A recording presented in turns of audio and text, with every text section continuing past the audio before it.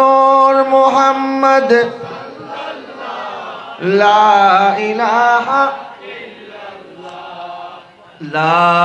ইলাহা ইল্লাল্লাহ মুহাম্মাদুর রাসূলুল্লাহ সাল্লাল্লাহু আলাইহি ওয়াসাল্লাম। আউযু বিল্লাহি মিনাশ শাইতানির রাজীম। বিসমিল্লাহির রহমানির রহিম। ওয়াদ-দুহা ওয়াল-লাইলি ইযা সাজা মা ওয়াদ্দাকা রাব্বুকা ওয়া মা। একবার বলুন সুবহানাল্লাহ, একবার বলুন আল্লাহু আকবার। মোহাব্বতের আওয়াজে বলুন লা ইলাহা ইল্লাল্লাহ মুহাম্মাদুর রাসূলুল্লাহ সাল্লাল্লাহু আলাইহি ওয়াসাল্লাম। অতঃপর আয়োজিত পবিত্র ঈদ মিলাদুন নবী সাল্লাল্লাহু আলাইহি ওয়াসাল্লাম যৌথ ব্যবস্থাপনায় 19তম বার্ষিক সুন্নি সম্মেলনের সম্মানিত সভাপতি জনাব মাওলানা হাফেজ মোহাম্মদ আব্দুল জব্বার সাহেব, সম্মানিত খতিব হাজীগাঁও জিওরি জামে মসজিদ, সম্মানিত প্রধান অতিথি হাজীগাঁও জিওরি জামে মসজিদের সম্মানিত পেশ ইমাম প্রবীণ আলেমে দ্বীন কাদরি সাহেব কেবলা মাদ্দাজিল্লাহুল আলী কাদামাহু আলা আইনি ওয়া রাসি। প্রধান বক্তা হিসেবে আলোচনা করবেন কুরকিরচর মুহাম্মদিয়া গাউসিয়া সুন্নিয়া সিনিয়র মাদ্রাসার সম্মানিত অধ্যক্ষ মুজাহিদ আহলে সুন্নাত হযরতুল আল্লাহ। কেমন আছেন? আল্লাহ পাক আমাদের সবার হাজিরিকে যেন কবুল করে, সবাই বলেন আমিন। এবং আজকের এই মাহফিলের উসিলায় আল্লাহ পাক আমাদের জীবনের সমস্ত গুনাহ যেন ক্ষমা করে দেয়, সবাই বলেন আমিন। আমি পবিত্র কোরআনের সূরা দুহার কয়েকটি আয়াতে কারিমা আপনাদের খেদমত তেলাওয়াত করেছি, কারণ আজকে আমরা যে বিষয়গুলির উপরে আলোচনায় অংশগ্রহণ করা আমার নবীর কারণে। কুনতুম খায়রা উম্মাতিন উখরিজাত লিন-নাস, আল্লাহ পাক বলেন আমি সমস্ত উম্মতের মধ্য থেকে তোমাদেরকে শ্রেষ্ঠ উম্মত হিসেবে বেছে নিয়েছি। কেন আমরা শ্রেষ্ঠ? কারণ আমরা বেশি নামাজ পড়ি, রোজা রাখি, হজ করি, যাকাত দেই, তাহাজ্জুদ পড়ি, কোরআন তেলাওয়াত করি, দান সদকা করি। এইগুলির কারণে না, এইগুলি তো অন্যান্য উম্মতও করেছে। তো আমরা শ্রেষ্ঠের রজনীতে সমস্ত নবীদের ইমামতি করেছেন আমাদের নবীজি। এই জন্য আলা হযরত বলেছেন সবসে আলা আলা হামারা নবী সবসে বালা खल्क से औलिया औलिया से रसूल खल्क से औलिया औलिया से रसूल और सोला। মেরাজের রজনীতে 1,24,000 মতান্তরে 2,36,000 নবী এবং রাসূল সমস্ত নবীগণ আল্লাহ পাক জমা করে দিলেন বাইতুল মাকদাসে। সুবহানাল্লাহ বলেন। কিসের মধ্যে? বাইতুল মুকাদ্দাস মসজিদ আকসায় সমস্ত নবীগণ কাতারবদ্ধ হয়ে দাঁড়িয়ে আছেন। একজন নবী আরেকজন নবীর ব্যাপারে মনে করছেন মনে হয় ইমামতি অন্যজন করবেন। সবাই তো কাতারবদ্ধ, ইমামের জায়নামাজ খালি। আদম আলাইহিস সালামের ব্যাপারে অন্যান্য আম্বিয়া আলাইহিস সালাম ধারণা করলেন, কারণ উনি হচ্ছেন আবুল বাশার, উনি হচ্ছেন মানব জাতির পিতা। আবার অনেকে মনে করছেন হযরত ইব্রাহিম আলাইহিস সালাম একদিকে খলিলুল্লাহ, আরেকদিকে জাদ্দুল আম্বিয়া, সমস্ত নবীদের দাদা। সুবহানাল্লাহ বলেন। কারণ ওনার বংশে অসংখ্য নবী এসেছেন। ইসহাক আলাইহিস সালামের বংশে ইয়াকুব আলাইহিস সালাম, ইয়াকুব আলাইহিস সালামের বংশে ইউসুফ আলাইহিস সালাম, এইভাবে আস্তে আস্তে দাউদ আলাইহিস সালাম, সুলাইমান আলাইহিস সালাম, জাকারিয়া আলাইহিস সালাম, ইয়াহইয়া আলাইহিস সালাম, মুসা আলাইহিস সালাম, ঈসা আলাইহিস সালাম, সবাই তো ওনার বংশে। আবার অপরদিকে ইসমাইল আলাইহিস সালাম, আবার সেই বংশে আমার দয়াল নবী আগমন করেছেন। সুবহানাল্লাহ বলেন। তো ওনাকে বলা হয় জাদ্দুল আম্বিয়া, নবীদের দাদা। তো অনেকে মনে করছেন জাদ্দুল আম্বিয়া হযরত ইব্রাহিম আলাইহিস সালামই মনে হয় নামাজের ইমামতি করবেন। আবার অনেকে মনে করতেছেন আল্লাহ পাক তো কারোর সাথে কথা বলেন নাই, কথা বলেছেন একমাত্র মুসা আলাইহিস সালামের সাথে, যার লকব হচ্ছে কালিমুল্লাহ। অন্যরা মনে করতেছে হয়তো নামাজের ইমামতি হযরত মুসা আলাইহিস সালাম করবে। যখন সবাই একজন আরেকজনের ব্যাপারে থিঙ্কিং করছে যে নামাজটা কে পড়াবে। তখন জিবরিল আলাইহিস সালাম দৌড়ে আসলেন আর বলেন, ইয়া রাসূলুল্লাহ, আল্লাহ হুকুম করেছে আপনি সামনে চলে আসেন, আজকে আপনি ইমামতি করবেন। আদম সফিউল্লাহ, ইব্রাহিম খলিলুল্লাহ, নূহ নাজিহুল্লাহ, মুসা কালিমুল্লাহ, ঈসা রূহুল্লাহ সবাই মুক্তাদি হবে, আপনি মুহাম্মদুর রাসূলুল্লাহ নামাজের ইমামতি করবেন। একটা যারা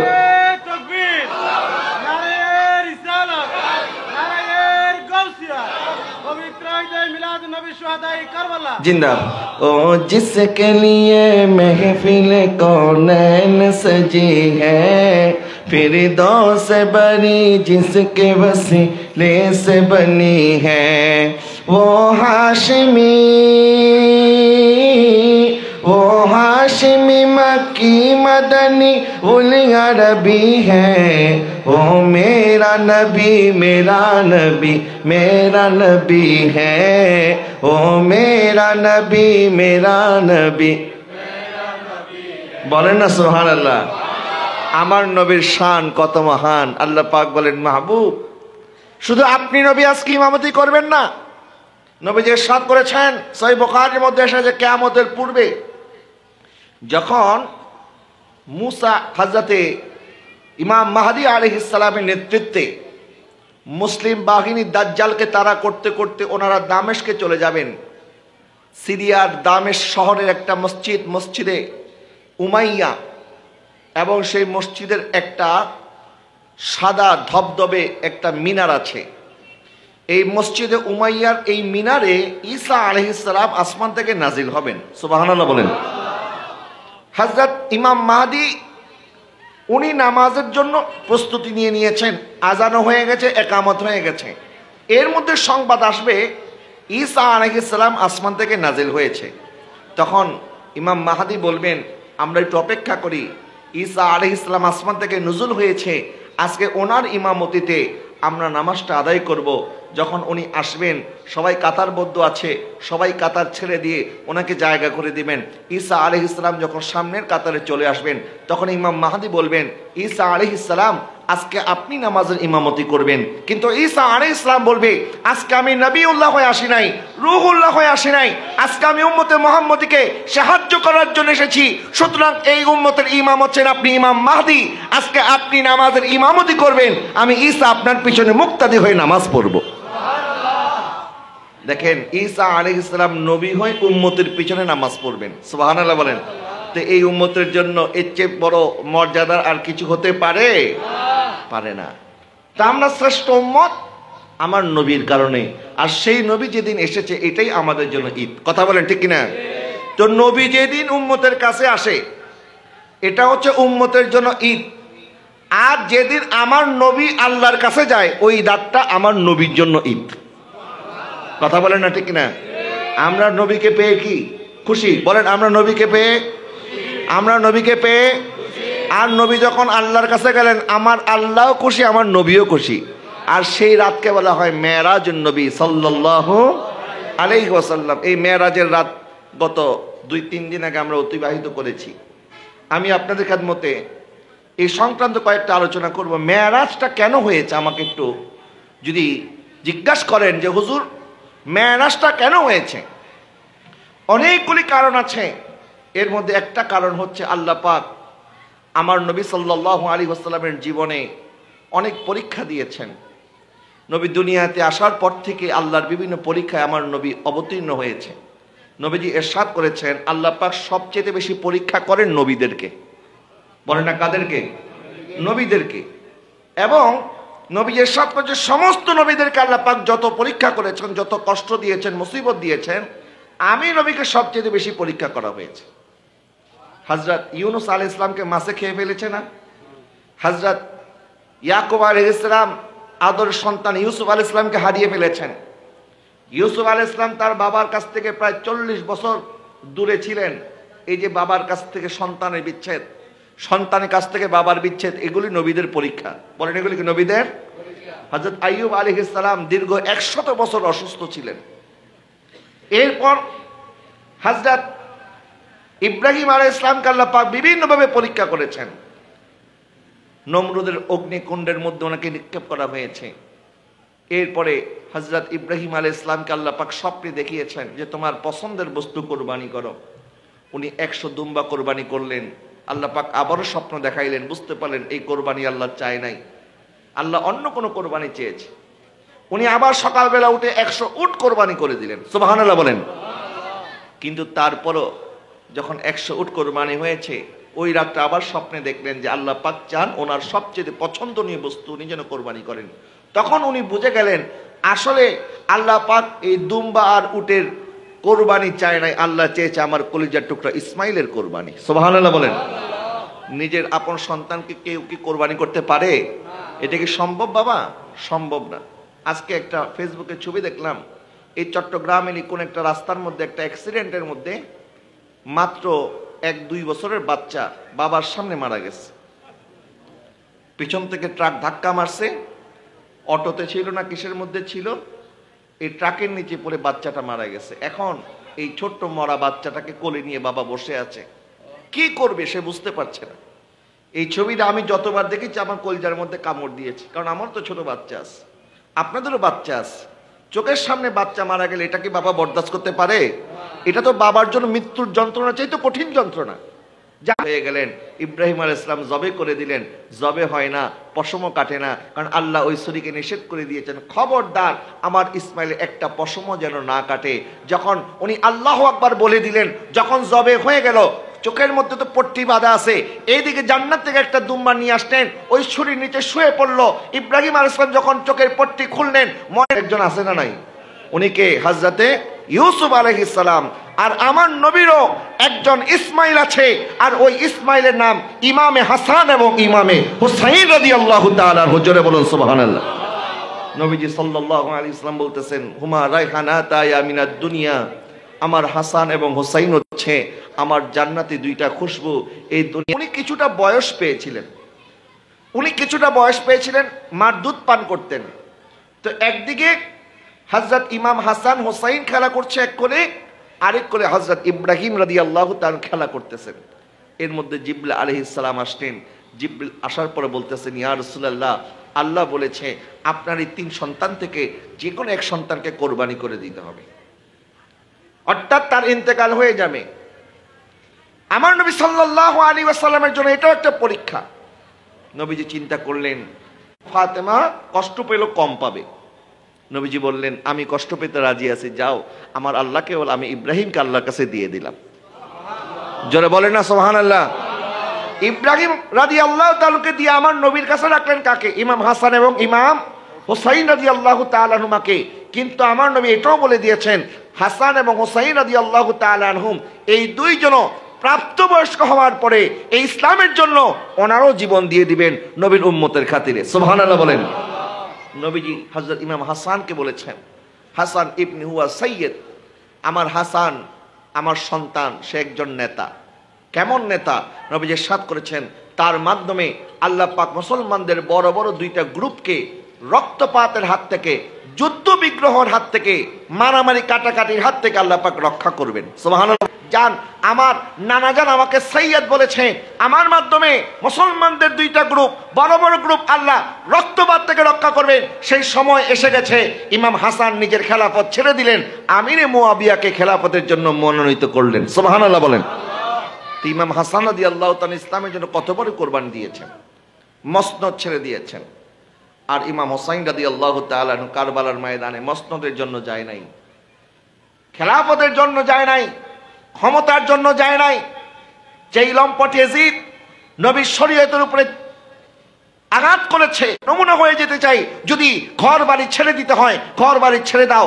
আপনজনদেরকে শহীদ করে দিতে হয়, শহীদ করে দাও। এমনকি নিজের জীবনও যদি দিয়ে দিতে হয়, জীবন দিয়ে দাও। বাতিলের সাথে আপোষ করা যাবে না। কথা বলেন ঠিক কিনা? নবীর 2 জন শাহজাদা ইমাম হাসান ইমাম হুসাইন রাদিয়াল্লাহু তাআলা আনহুম, ওনারও ইসলামের জন্য জীবন দিয়েছেন।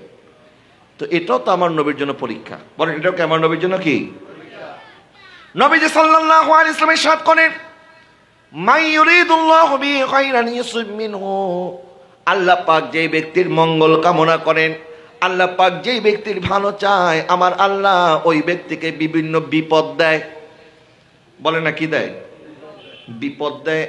বিপদ আসাটা এটা কোনো আপনি মনে করলেন অলক্ষণের লক্ষণ না, অলক্ষণের লক্ষণ না, বরং যখন বিপদ আসবে আল্লাহ সুবহানাহু ওয়া তাআলা ইরশাদ করেন, ওয়ালা নাবলুওয়ান্নাকুম বিশাইইম মিনাল খাউফি ওয়াল জুই ওয়া নাকসিম মিনাল আমওয়ালি ওয়াল আনফুসি ওয়াস সামারাত ওয়া বাশশিরিস সাবিরিন। আমি আল্লাহ অবশ্যই তোমাকে ক্ষুধার পরীক্ষা করব, আমি আল্লাহ ভয়ের পরীক্ষা করব, আমি আল্লাহ তোমার ফসল নষ্ট করে দেব, আমি আল্লাহ তোমার জানের উপরে বালা মুসিবত দেব, আমি আল্লাহ তোমার আপনজনদেরকে তোমার কাছ থেকে কেড়ে নিয়ে আসব, আর এর মাধ্যমে আমি আল্লাহ পরীক্ষা করব।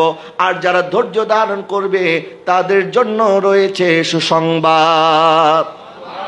একটা জোরে বলেন না সুবহানাল্লাহ, জোরে বলেন সুবহানাল্লাহ। নবীজি যখন ঈমান এনেছে ওনাদেরকে বলতেন, তোমরা ভয় পেও না, চিন্তিত হইও না, আল্লাহ ওয়াদা করেছেন। আমার নবী ইরশাদ করলেন, অচিরে আমার উম্মত পারস্য বিজয় করবে, রোম বিজয় করবে। ওই সময়ের রোম ছিল বর্তমান শাম, সিরিয়া, যেটা সিরিয়া, তারপরে এইদিকে ফিলিস্তিন, মিশর, আর ওইদিকে পারস্য বলা হতো বর্তমান ইরান। বর্তমান আমেরিকা এবং রাশিয়া যেরকম বিশ্বের পাওয়ারফুল দুইটা দেশ, ওই সময় 1450 বছর আগে রোম এবং পারস্য এই দুইটা শহর ছিল সবচেয়ে এরকম পাওয়ারফুল দেশ। তা আমার নবী সাল্লাল্লাহু আলাইহি ওয়াসাল্লাম যখন বলতেন যে অচিরেই আমার উম্মত রোম বিজয় করবে, পারস্য বিজয় করবে, এই কথা শুনে মক্কার কাফেররা আর মদিনার ইহুদিরা তারা হাসাহাসি করত, বলতো মুহাম্মদের কথা কি আজগবি কথা, দেখো যাদের পরনের কোনো কাপড়ের ঠিক নাই, যাদের কাছে কোনো খাবার নাই, পেটের মধ্যে পাথর বেঁধে রাখে, এরা একদিন খায় একদিন না খায়া থাকে, এরা নাকি বিশ্বের সুপার পাওয়ারের কাছ থেকে বিশ্ব দখল করবে, এরা নাকি রোম বিজয় করবে, পারস্য বিজয় করবে। এগুলি সব মিথ্যা গাল গল্প তোমাদেরকে শুনিয়ে বোকা বানাচ্ছে। কিন্তু নবী সাহাবায়ে কেরাম জানতো আমার নবী যা বলেন, আমার নবীর কথা তার মধ্যে কোনো সন্দেহ নাই। কথা বলেন ঠিক কিনা?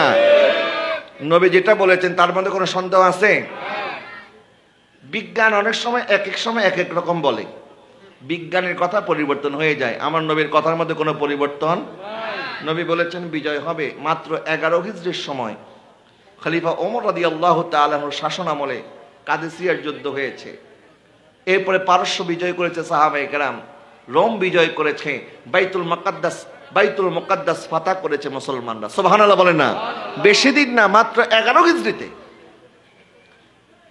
আমাদের ছোট্ট বাচ্চারা যখন জন্মগ্রহণ করে, বাচ্চা জন্মগ্রহণ করার পরে আমার নবীজি সুন্নত মোবারক হচ্ছে তাদেরকে একটু খেজুর চিবিয়ে, তাদের রসটা, খেজুর চিবিয়ে একটু রসটা তাদেরকে খাওয়ায় দেওয়া, অথবা একটু মধু খাওয়ায় দেওয়া। ঠিক কিনা বলেন না? অনেক ডাক্তাররা এগুলি নিষেধ করে, বলে না না না এগুলি করা যাবে না, এগুলি করলে অসুবিধা আছে। আবার নতুন করে রিসার্চ হয়েছে, গবেষণা হয়েছে, যেই ডাক্তাররা নিষেধ করেছে তারাই বলতেছে এই ছোট্ট সময় বাচ্চাদেরকে এরকম খাওয়াইলে তাদের ব্রেন আরো কার্যকর হয়ে যায়, তাদের মেধা প্রখর হয়ে যায়। সুবহানাল্লাহ বলেন না? তাহলে বোঝা গেল ডাক্তারদের গবেষণা আজকে যেটা পারে না আগামীকাল সেটা পারে। তাদের গবেষণার মধ্যে পরিবর্তন হয় কি হয় না বলেন? আর এলেম দিয়েছেন, এই এলেমের মধ্যে ভুল হওয়ার কোনো সম্ভাবনা নাই। ডাক্তার বললো আমরা বাচ্চাদেরকে তাহানিক করাবো, না বললো করাবো। ঠিক কিনা বলেন না? এরকম নবীজির প্রত্যেকটা সুন্নত, আপনি মেসওয়াকের সুন্নত বলেন, আপনি রোজা রাখার যে বিধান আল্লাহ পাক দিয়েছেন, এখন তো অনেক ডাক্তার রোগীদেরকে ক্যান্সার হলেও বলে আপনি রোজা রাখবেন, কারণ রোজার মাধ্যমে শরীরের যে পুষ্টিগত গুণ নষ্ট হয় না। দেখবেন মানুষ খাওয়ার কারণে অসুস্থ হয়, না খাইলে কিন্তু অসুস্থ হয় না। কথা বলেন না? ঠিক কিনা? ডাক্তারের কাছে এখন গেলে ওষুধ দেওয়ার চাইতে কি কি খাবেন না এটাকে বলে দেয়, বলে ওষুধ পরে, আগে আপনি এটা খাওয়া বন্ধ করেন। একজন দেখলাম ওই দিন দাওয়াতে গেছে, এখন সবাই মিলে ধরছে, বলে আপনাকে একটু আপ্যায়ন করতে হবে, কি খাবেন বলেন? কয় না আমি ডায়েটিং করতেছি। আচ্ছা ডায়েটিং করতেছে তো কিছু খাবেন না, ভাত টাত কিছু খাবেন না? কয় না আমি কিছু খাবো না, আমার একটু গরুর গোস্ত খাওয়ান। 2 প্লেট গরুর গোস্ত খাইছে। এটা নাকি তার, আপনার তো ফ্যাটি লিভার, বিভিন্ন সমস্যা, তো এই জন্য আপনি 2 বেলা রুটি খাবেন। এখন রোগী বলতেছে স্যার রুটি কি ভাত খাওয়ার আগে খামো না পরে খামো? ডাক্তার যে কইতেছে আরে ভাতই খাইবেন না, এটা আর বুঝে নাই। হ্যাঁ কইতেছে কি ভাত খাওয়ার আগে খাবে না পরে খাবে। এখন আমাদের ডাক্তার যারা দেখবেন, অধিকাংশ ডাক্তার এরা প্রেসক্রিপশন লেখার আগেই বলে দেয় আপনি এটা খাবেন না, এটা খাবেন না, এটা খাবেন না। তার মানে মানুষ খাওয়ার কারণে বেশি রোগাক্রান্ত হয়, ঠিক কিনা বলেন? আর আমার দয়ার নবী সাল্লাল্লাহু আলাইহি ওয়াসাল্লাম 1450 বছর আগে এই রোজার বিধান আমাদেরকে দিয়েছেন। এই যে মুসলমানরা আজকে রমজান মাসে রোজা রাখে, তারপর আশুরা রোজা রাখে, প্রত্যেক সপ্তাহে সোমবার দিন, বৃহস্পতিবার দিন আইয়ামে বীজের রোজা, এরপর আরাফার রোজা, এই যে সারা জীবন সারা বছর ব্যাপী আমার নবী আমাদেরকে রোজা রাখার জন্য যে সুন্নত তরিকা বলেছেন, কেন? যেন আমরা কমকে সুস্থ থাকতে পারি। সুবহানাল্লাহ বলেন। এটা আজকে বিজ্ঞানী পরে বুঝতেছে, আমার নবী বিজ্ঞানীদের বিজ্ঞানী আরো বহু আগে বলেছেন। সুবহানাল্লাহ বলেন না? তা আমি বলছিলাম বাবা, আল্লাহ সুবহানাহু ওয়া তাআলা আমার নবী সাল্লাল্লাহু আলাইহি ওয়াসাল্লামের ব্যাপারে ইরশাদ করেছেন, মক্কার কাফের আমার নবীকে যা বলুক না কেন, ইয়া রাসূলুল্লাহ আপনি কষ্ট পাবেন না। তারা আমার নবীকে নির্বংশ বলেছিল, কারণ আমার নবীর কোনো ছেলে সন্তান প্রাপ্তবয়স্ক বয়স পর্যন্ত দুনিয়াতে থাকেন নাই। আমার আল্লাহ সুবহানাহু ওয়া তাআলা বলেন, ইন্না শানি আকাহুয়াল আবতার, মাহবুব যারা আপনাকে আপনি নবীকে যারা নির্বংশ বলে, আসলে আপনি নির্বংশ নন। আপনাকে যারা নির্বংশ বলবে আপনার দুশমনরাই হচ্ছে নির্বংশ। যারা বলেন না সুবহানাল্লাহ। এমনি ভাবে মক্কার কাফেররা সুযোগের অপেক্ষায় থাকতো, কখন আমার নবীকে কষ্ট দিবে, কখন আমার নবীর বিরুদ্ধে একটা প্রপাগান্ডা রটায় দিবে। আমার নবী সাল্লাল্লাহু আলাইহি ওয়াসাল্লাম যখন মেরাজ থেকে আসলেন, নবীজি ফজরের নামাজের পরে খানে কাবার সামনে বসে আছেন আর মনে মনে ভাবতেছেন, গতকালকে রাত্রে সফরের কথা, এইটাকে আমি প্রকাশ করব কি করব না, কারণ এমনিতেই তো তারা আমার কথা বিশ্বাস করে না, আর এত বড় একটা মুজিজা, এই মুজিজার কথা তো তারা সহজে বিশ্বাস করবে না। এখন আমি কি করব? নবীজি মনে মনে চিন্তা করতেছেন। আর এর মধ্যেই আবু জেহেল নবীর সামনে চলে আসলো আর বলল, হে মুহাম্মদ, তোমার কাছে কি নতুন কোনো খবর আছে? নবীকে আমি আল্লাহ সফর করাইছি মসজিদে হারাম থেকে মসজিদে আকসা পর্যন্ত। জোরে বলেন সুবহানাল্লাহ। তা আবু জেহেল বলতেছে, তুমি এক রাতে মসজিদে হারাম থেকে মসজিদে আকসা, আবার সেখান থেকে ফেরত আসছো, এটাই বলতে চাচ্ছ? যেখানে যাইতে লাগে 3 মাস, আসতে লাগে 3 মাস, এই 6 মাসের সফর তুমি? সন্দেহ আমি অবশ্যই বলতে পারবো।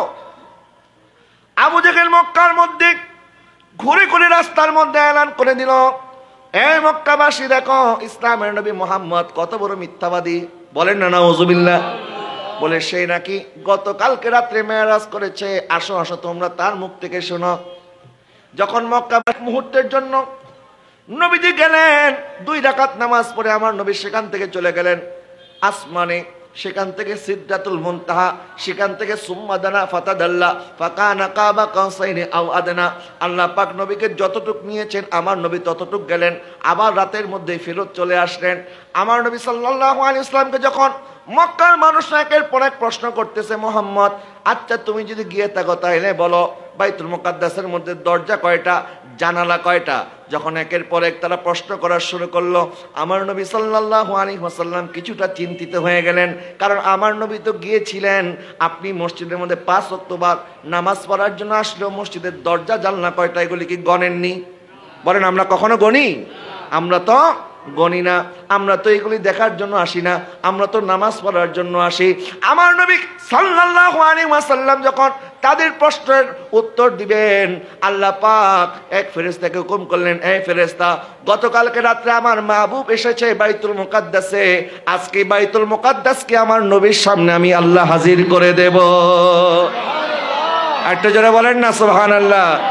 মেরাজে যায় খোদার হাবিব নবী কামিল ওয়ালা।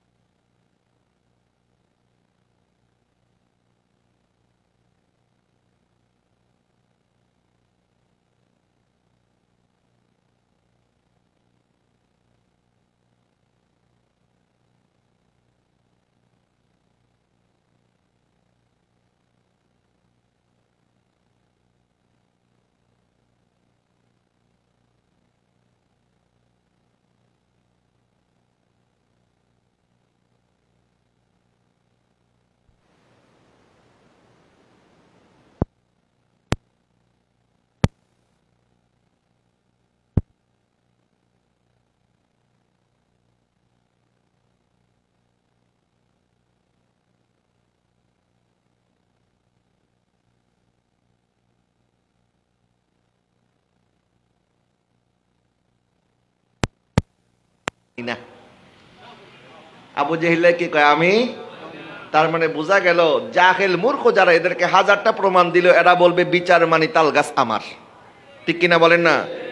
তাহলে ওই সময় নবীর সামনে নবীকে দেখে নবীকে অবিশ্বাস করে যে আবুল হেকাম থেকে আবু জেহেল হয়ে গেল, ছিল মহাজ্ঞানী, এখন হয়ে গেল মূর্খের পিতা। কেন? কারণ প্রমাণ পাওয়ার পরও মানে।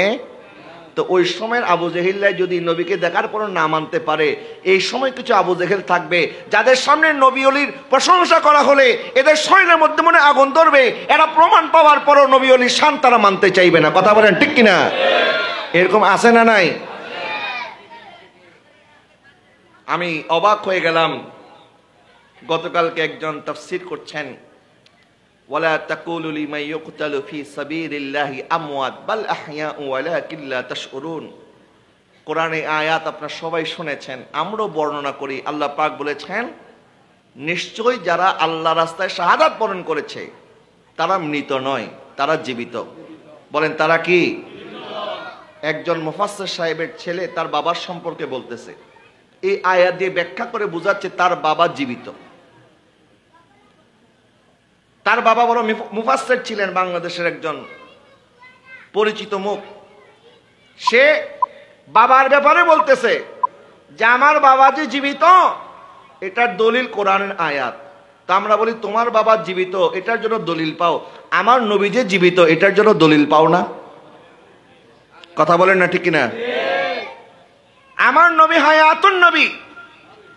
আমরা যখন সুন্নিরা ঈদে মিলাদুন নবীর জুলুস করি, আমরা যখন জুলুসের মধ্যে আমাদের কিছু ভাইরা আছে বলে হায়াতুন নবীর আগমন শুভেচ্ছা স্বাগতম, বলে না? বলে জিন্দা নবীর আগমন শুভেচ্ছা। একজন বক্তা ব্যঙ্গ করে বলতেছে, বলে আমি মাহফিলে যাচ্ছি, হঠাৎ করে দেখি সুন্নিরা মিছিল করতেছে, বলতেছে জিন্দা নবীর আগমন শুভেচ্ছা স্বাগতম। বলে আমি শুনি না তো ডরে গেলাম গা, নবী তো 1400 বছর আগে মরে গেছে, এখন আবার কই থেকে উঠে আসলো? জোরে বলেন না নাউজুবিল্লাহ।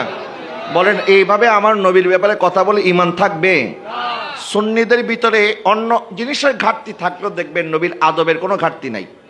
কথা বলেন না ঠিক কিনা? আর মুনাফিকদের নামাজ সুন্দর হবে, কণ্ঠ সুন্দর হবে, তাদের চেহারা সুন্দর হবে, কিন্তু তাদের ভিতরে আমার নবীর আদব থাকবে না।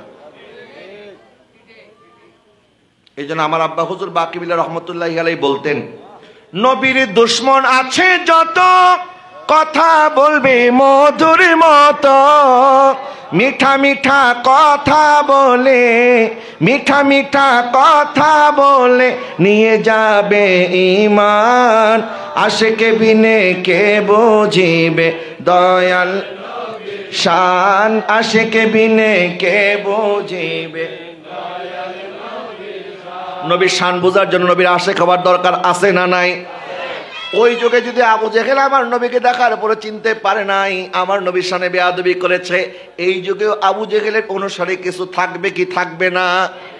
এটা নিয়ে চিন্তা করার কিছু নাই। তা আমি বলছিলাম আল্লাহ সুবহানাহু ওয়া তাআলা আমার নবী সাল্লাল্লাহু আলাইহি ওয়াসাল্লামকে বিভিন্ন সময় এমন এমন পরীক্ষা করেছেন, যখন মক্কার কাফেররা শুধু সুযোগের অপেক্ষায় থাকতো কিভাবে আমার নবীকে কষ্ট দেবে। একবার আমার নবী সাল্লাল্লাহু আলাইহি ওয়াসাল্লামের উপরে ওহী নাজিল হচ্ছে না, অনেক দিন হয়ে গেছে। মক্কার কাফেররা বারবার জিজ্ঞাসা করতো, হে মুহাম্মদ, নতুন কোন আয়াত নাই, আমাদেরকে একটু শোনাও না। তারা আমার নবীকে এই কথাগুলি বলতো ব্যঙ্গ করার জন্য, টিটকারি করার জন্য। নবীজি সাল্লাল্লাহু আলাইহি ওয়াসাল্লাম গারে ঘেরায় যেতেন, আল্লাহ পাক এখনো জিবরিলকে পাঠায় নাই, আমার নবী আবার ফিরে আসতেন, আমার নবী আবার যেতেন, আবার ফিরে আসতেন। এরকম করে 1 মাস 2 মাস 3 মাস 6 মাস হয়ে গেল। আর মক্কার কাফেররা আমার নবীকে প্রশ্নবাণে জর্জরিত করার জন্য একটার পর একটা প্রশ্ন করতেছে। খালি বারবার দেখা হলে জিজ্ঞাসা করে, বারবার আমার নবীকে বলে আর বলে, মুহাম্মদ তোমার রব তোমার উপরে নারাজ হয়ে গেছে, তোমার সাথে তোমার রব কথা বলা বন্ধ করে দিয়েছে। বলেন নাউজুবিল্লাহ।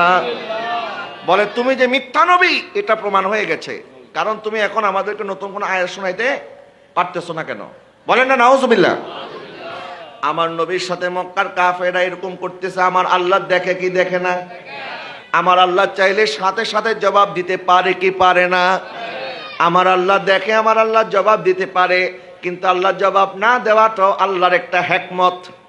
সুবহানাল্লাহ বলেন না? আল্লাহর একটা কি হিকমত। আপনি দেখবেন, আপনি যখন ন্যায়ের উপরে থাকবেন, হকের উপরে থাকবেন, আপনি চুপ হয়ে গেছেন, তখন দেখবেন আপনার অনেক দুশ্মন এগুলি বের হয়ে যাবে আস্তে আস্তে। আপনার বিরুদ্ধে যখন বিভিন্ন মানুষ প্রোপাগান্ডা করবে, আপনি যখন চুপ হয়ে যাবেন, তখন আপনি যাদেরকে আপন মনে করতেন এরাও তখন বলা বলি করবে, মনে হয় তোমার মধ্যে দুর্বলতা আছে। কথা বলেন না ঠিক কিনা? মানুষ নীরবদেরকে কি মনে করে? দুর্বল। আরে জবাব দিতে পারাটাই এটা সবসময় সক্ষমতা সবলতা লক্ষণ নয়। কখনো কখনো চুপ থাকলেও অনেক সময় জবাব হয়ে যায়। কথা বলেন না ঠিক কিনা? আল্লাহ পাক ইরশাদ করেছেন, ওয়াইজা খাতাবাহুমুল জাহিলুনা ক্বালু সালামা। সবার সাথে তর্ক করা যাবে না, তর্ক করার একটা যোগ্যতা লাগে। যারা মূর্খ, যারা অজ্ঞ, এদের সাথে কখনো তর্ক করবেন না, এদেরকে বলবেন সালাম, শান্তি, তুমি তোমার মতো থাকো, আমি আমার মতো থাকতে দাও, কারণ তোমরা কখনো আমার কথা মানবে না। সুতরাং মূর্খদের সাথে কোনো তর্কে জড়ানো যাবে। আপনি আগে ক্লাস দেখবেন সে আপনার লেভেলের কিনা। খালি একটা মানুষ একটা কথা কইছেই আর আপনি লাফাইয়ে উঠলে হবে না। ফেসবুকে ঢুকলে দেখবেন 100টা কমেন্টসের মধ্যে 90 জন আপনাকে গালি দিছে। কেন? কারণ তার শিক্ষা নাই, দীক্ষা নাই, মানুষকে কিভাবে ট্রিট করতে হবে সেটা সে জানে না, আদব কায়দা জানে না। সে তো গালি শিখছে, গালি দিতে হইবে। যার ভিতরে যেটা আছে সে তো সেটাই বের করবে, ঠিক কিনা বলেন না? তো সবার মতো তো আপনি নন। একজন মূর্খ আপনাকে গালি দিতে পারবে, আপনি কি মূর্খের সাথে গালাগালি করবেন? একজন মূর্খ আপনাকে মিথ্যা কথা বলবে, আপনি কি তার সাথে মিথ্যা কথা বলতে পারবেন? পারবেন না। এই জন্য তর্কে জিতার নাম বিজয়ী নয়। যে সে আমার সাথে তর্ক করতেছে, এখন আমি যদি তারে ডাউন করে দিতে পারি তাহলে মনে আমি বিজয় না। কার সাথে তর্ক করতে হবে, কার সাথে করা যাবে না, এটাকে বুঝতে হবে। সবার সাথে তর্ক করে ফায়দা নাই। এদেরকে 1000টা দলিল দিলেও এরা বলবে মানি না। তো তুমি তোমারটা মানো, আমি আমারটা মানবো। কথা বলেন না ঠিক কিনা? এরা ঈদে মিলাদুন্নবীর কথা শুনলে এরা বলে, মিলাদুন্নবী এটা আবার কিসের ঈদ? এই ঈদের নামাজ কয় রাকাত বলে না? গতকালকে চট্টগ্রামে একটা তাফসির মাহফিল হয়েছে, তা আমি দেখলাম সেখানে অনেকে বলতেছে আজকের মাহফিলটা আমাদের জন্য ঈদের মতো। তাদের জন্য তাফসির মাহফিল একটা ঈদ। এখন আমরা যদি প্রশ্ন করি, তোমরা যে এটাকে ঈদের দিন বললা, তো ঈদের নামাজ কয় রাকাত? কথা বলেন না ঠিক কিনা? আচ্ছা, আমাদের মাহফিলে, আমাদের জশ্নে জুলুসের মধ্যে লক্ষ লক্ষ মানুষ হয় কি হয় না? কোনোদিন দেখছেন জুলুসের মধ্যে কোনো মহিলা আসতে? কোনো মহিলা আসে আমাদের জুলুসে? কোনো মহিলা আসে না। কিন্তু দেখলাম কালকে তাফসির মাহফিলের মধ্যে হাজার হাজার মহিলা, একদিকে পুরুষ বসে আছে, একদিকে মহিলা বসে আছে। আর এটা যদি আমাদের জুলুসের মধ্যে হইতো, আজকে সারা দেশে একটা তারা হাঙ্গামা লাগাই দিত, বলতো পাকিস্তান থেকে পীর আইসা দেখো মহিলা পুরুষ নিয়ে কি জুলুস করতেছে। কথা বলেন না ঠিক না? বাবা, আমি কাউকে ছোট করার জন্য বলতেছি না, আমি শুধু একটু আঙ্গুল দিয়ে দেখাই দিচ্ছি। এরা তো সুযোগের অপেক্ষায় থাকে কখন সুন্নিদের একটা ভুল তারা মানুষের সামনে তুলে ধরবে। তোমরা আয়নার নিজের চেহারা দেখো, এরপর সুন্নিদের ভুল ধরতে আইসো। কথা বলেন না ঠিক কিনা? পেয়ারে হাজির, যাই হোক, আমি বলতেছিলাম বাবা, আমার নবী সাল্লাল্লাহু আলাইহি ওয়াসাল্লামের উপরে মক্কার কাফের মুশরিকরা বিভিন্ন সময় বিভিন্ন তহমত দিত। আর যখন আমার নবী সাল্লাল্লাহু আলাইহি ওয়াসাল্লাম গাড়ে ঘেরায় যেতেন, আবার ফিরে আসতেন, আল্লাহ পাক এখনো কোনো ওহী নাজিল করতেছেন না। মক্কার কাফেররা বলা বলে শুরু করে দিল, মুহাম্মদের রব মুহাম্মদকে ভুলে গেছে, ছেড়ে দিয়েছে, তার সাথে কথা বলা বন্ধ করে দিয়েছে। বলেন নাউজুবিল্লাহ। আরেকটু যেটা বলেন না, নাউজুবিল্লাহ। এরকম করে একটা বছর যখন চলে গেল, আম্মা জান খাদিজা রাদিয়াল্লাহু তাআলা আনহা মানুষের কথা শুনতে শুনতে, মানুষের তো একটা ধৈর্য শক্তি আছে, অনেক সময় ধৈর্যের বাঁধ ভেঙে যায়, মানুষের কথায় অনেক সময় নিজের মনটা নরম হয়ে যায়। এই জন্য আম্মা জান খাদিজা রাদিয়াল্লাহু তাআলা আনহা নবীকে প্রশ্ন করলেন, ইয়া রাসূলুল্লাহ, আল্লাহ যে একটা বছর যাবত কোনো আয়াত নাজিল করতেছেন না, আমাদের কি কোনো ভুল হইল কিনা? আল্লাহ কি সত্যি জিবরিলকে বলেন, ও জিবরিল, আমার নবীকে আমি আল্লাহর অপেক্ষা করাইব না, তুমি তাড়াতাড়ি আমার নবীর কাছে চলে যাও। আমার নবীকে গিয়ে সালাম দিয়ে বলো, ওয়াদ্দুহা ওয়াল্লাইলি ইযা সাজা মা ওয়াদ্দাকা রাব্বুকা ওয়া মা ক্বালা ওয়ালাল আখিরাতু খায়রুল লাকা মিনাল উলা ওয়ালা সাওফা ইউতিকা রাব্বুকা ফাতারদা। মাহবুব, আপনার নূরানি চেহারা মুবারকের কসম, আপনার নূরানি চুলবেন। একটু জোরে বলেন না সুবহানাল্লাহ। তো নবী কি আমার আল্লাহর উপরে খুশি আছে না নাই? 1 বছর ওহী নাজিল বন্ধ ছিল, তখন আমার নবী খুশি ছিলেন কি ছিলেন না?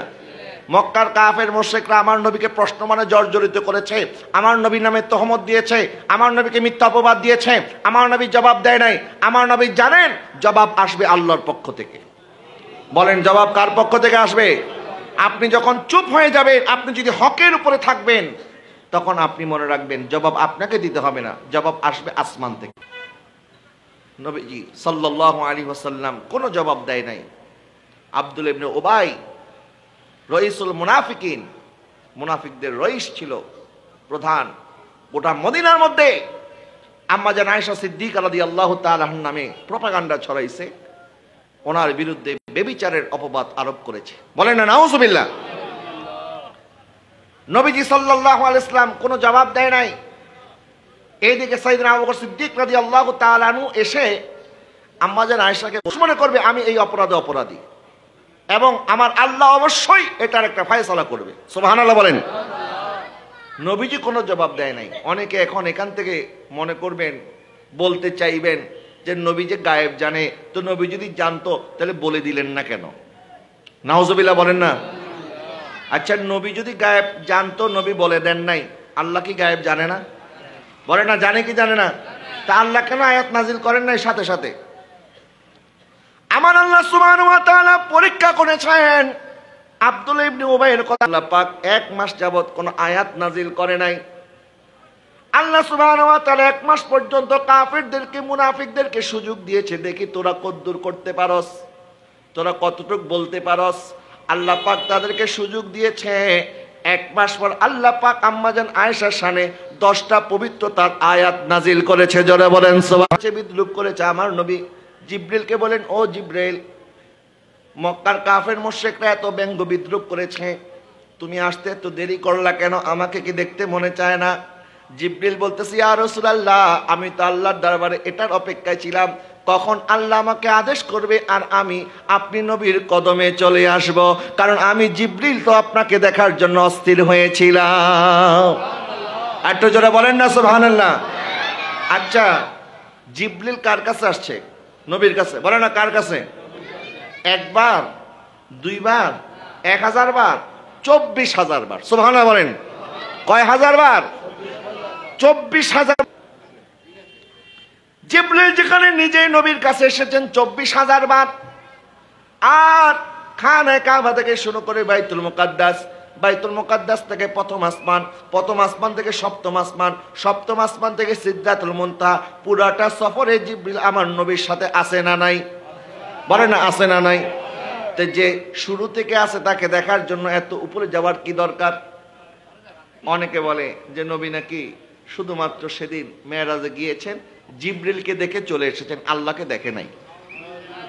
কত মান মিলিওয়ালা আরশের মেহমান করেছেন আল্লাহ, কত শান কত মান মোর কামেলিওয়ালা, কত শান কত মান মোর কামেলিওয়ালা, ও গো মদিনাওয়ালা করো করুণা, ও গো মদিনাওয়ালা করো করুণা, দিদার দাও না নবী রওজা শরীফ ভরে না, দিদার দাও গো শাহে মদিনা, দিদার দাও গো শাহে মদিনা, ইয়া রাসূলুল্লাহ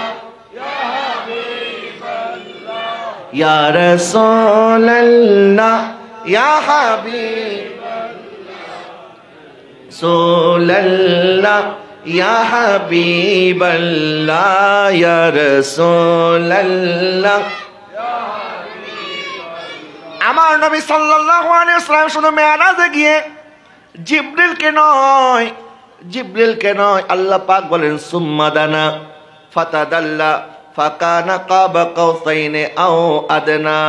আল্লাহ পাক বলেন আমার হাবিবকে আমি আল্লাহ এত কাছে নিয়ে আসলাম, তীর আর ধনুক যত নিকটে আল্লাহ তার মাহবুবকে আরো নিকটে নিয়ে গেছেন। আর একটু জোরে বলেন না সুবহানাল্লাহ। এরপর আল্লাহ পাক বলেন ফা আওহা ইলা আবদিহি মা আওহা।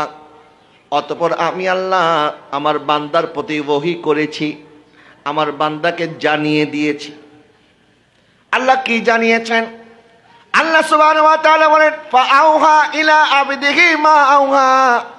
যা জানানোর তাদের কাছে আপনি খালি পাবেন, বলবে 27 রজব এই রাতে মেরাজ হয় নাই, মেরাজ স্বপ্নে হয়েছে, বাস্তবে হয় নাই। মেরাজে আল্লাহ পাককে নবী দেখে নাই, মেরাজে নবী আরশে কুরসি দেখে নাই, নবী জিবরিলকে দেখে চলে আসছে। মেরাজের রাতে কোনো নামাজ নাই, এই রাতে কোনো ইবাদত নাই। এইগুলি বোংবাং বলে বলে এরা সময় পার করে দেয়। কথা বলেন না ঠিক না? এরা কেমন কম জাতের কম জাত, ঠিক না বলেন? আল্লাহ সুবহানাহু ওয়া তাআলা বলেন আমার মাহবুবকে আমি আল্লাহ জানিয়ে দিয়েছি। আল্লাহ কি জানিয়েছ? আল্লাহ পাক বলেন মা আওহা, যা জানানোর দরকার আমি আল্লাহ সব জানায়া দিছি। জোরে বলেন না সুবহানাল্লাহ। তাহলে আমার নবী ইলমে গায়েব জানে কি জানে না? বলে না জানে। কারণ কোরআন এটা কি দৃশ্য না অদৃশ্য? যখন নাজিল হয়েছে আপনি দেখছেন? কোরআন নাজিল হতে সাহাবায়ে কেরাম দেখেছেন? কোরআন নাজিল হয়েছে কার উপরে? নবীজির উপরে। বলেন না কার উপরে?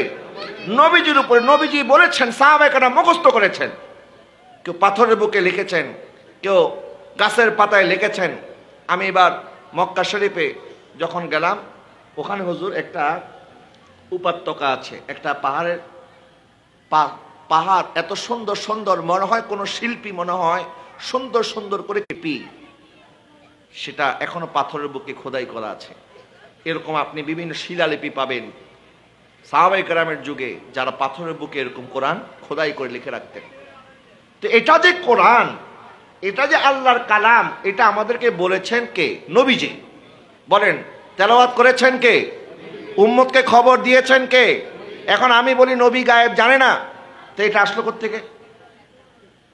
এটা আমাদের সামনে উপস্থিত করেছেন, অদৃশ্য জিনিসকে দৃশ্যমান করেছেন আল্লাহ আমার নবীর মাধ্যমে। কথা বলেন না ঠিক না? আল্লাহ চাইলে আমাদের সবার এক একজনের উপরে ওহী নাজিল করতে পারতেন। আল্লাহর ক্ষমতা আছে না নাই? কিয়ামতের ময়দানে কি হবে না হবে আমরা দেখি নাই, আমার নবী দেখেছেন।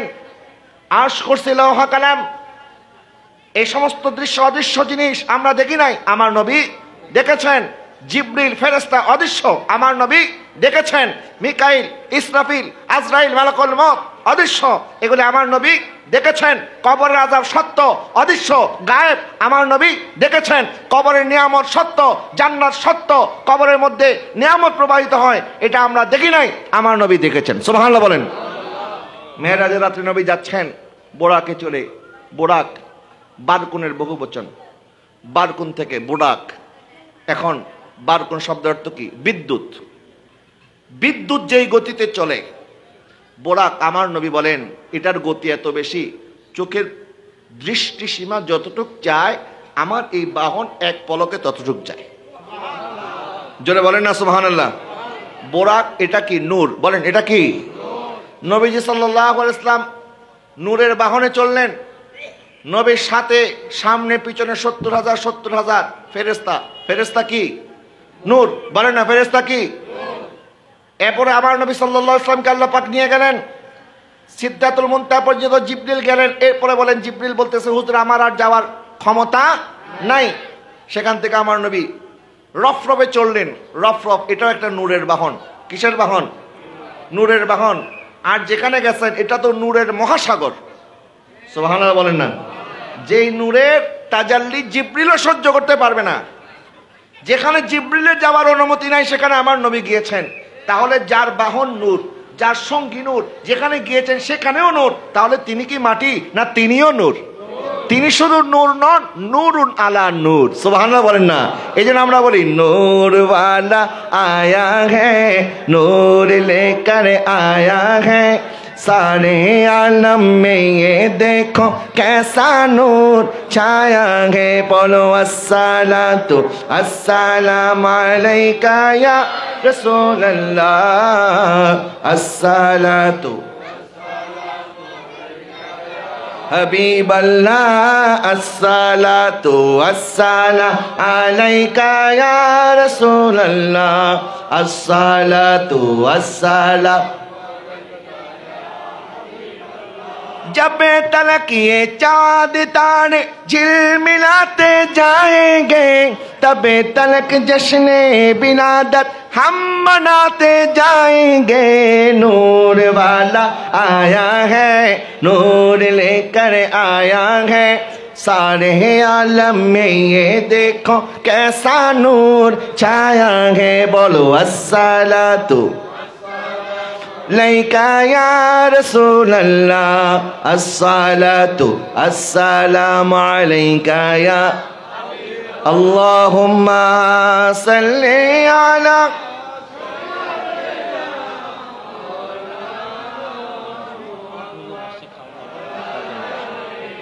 सैयदना माওলানা।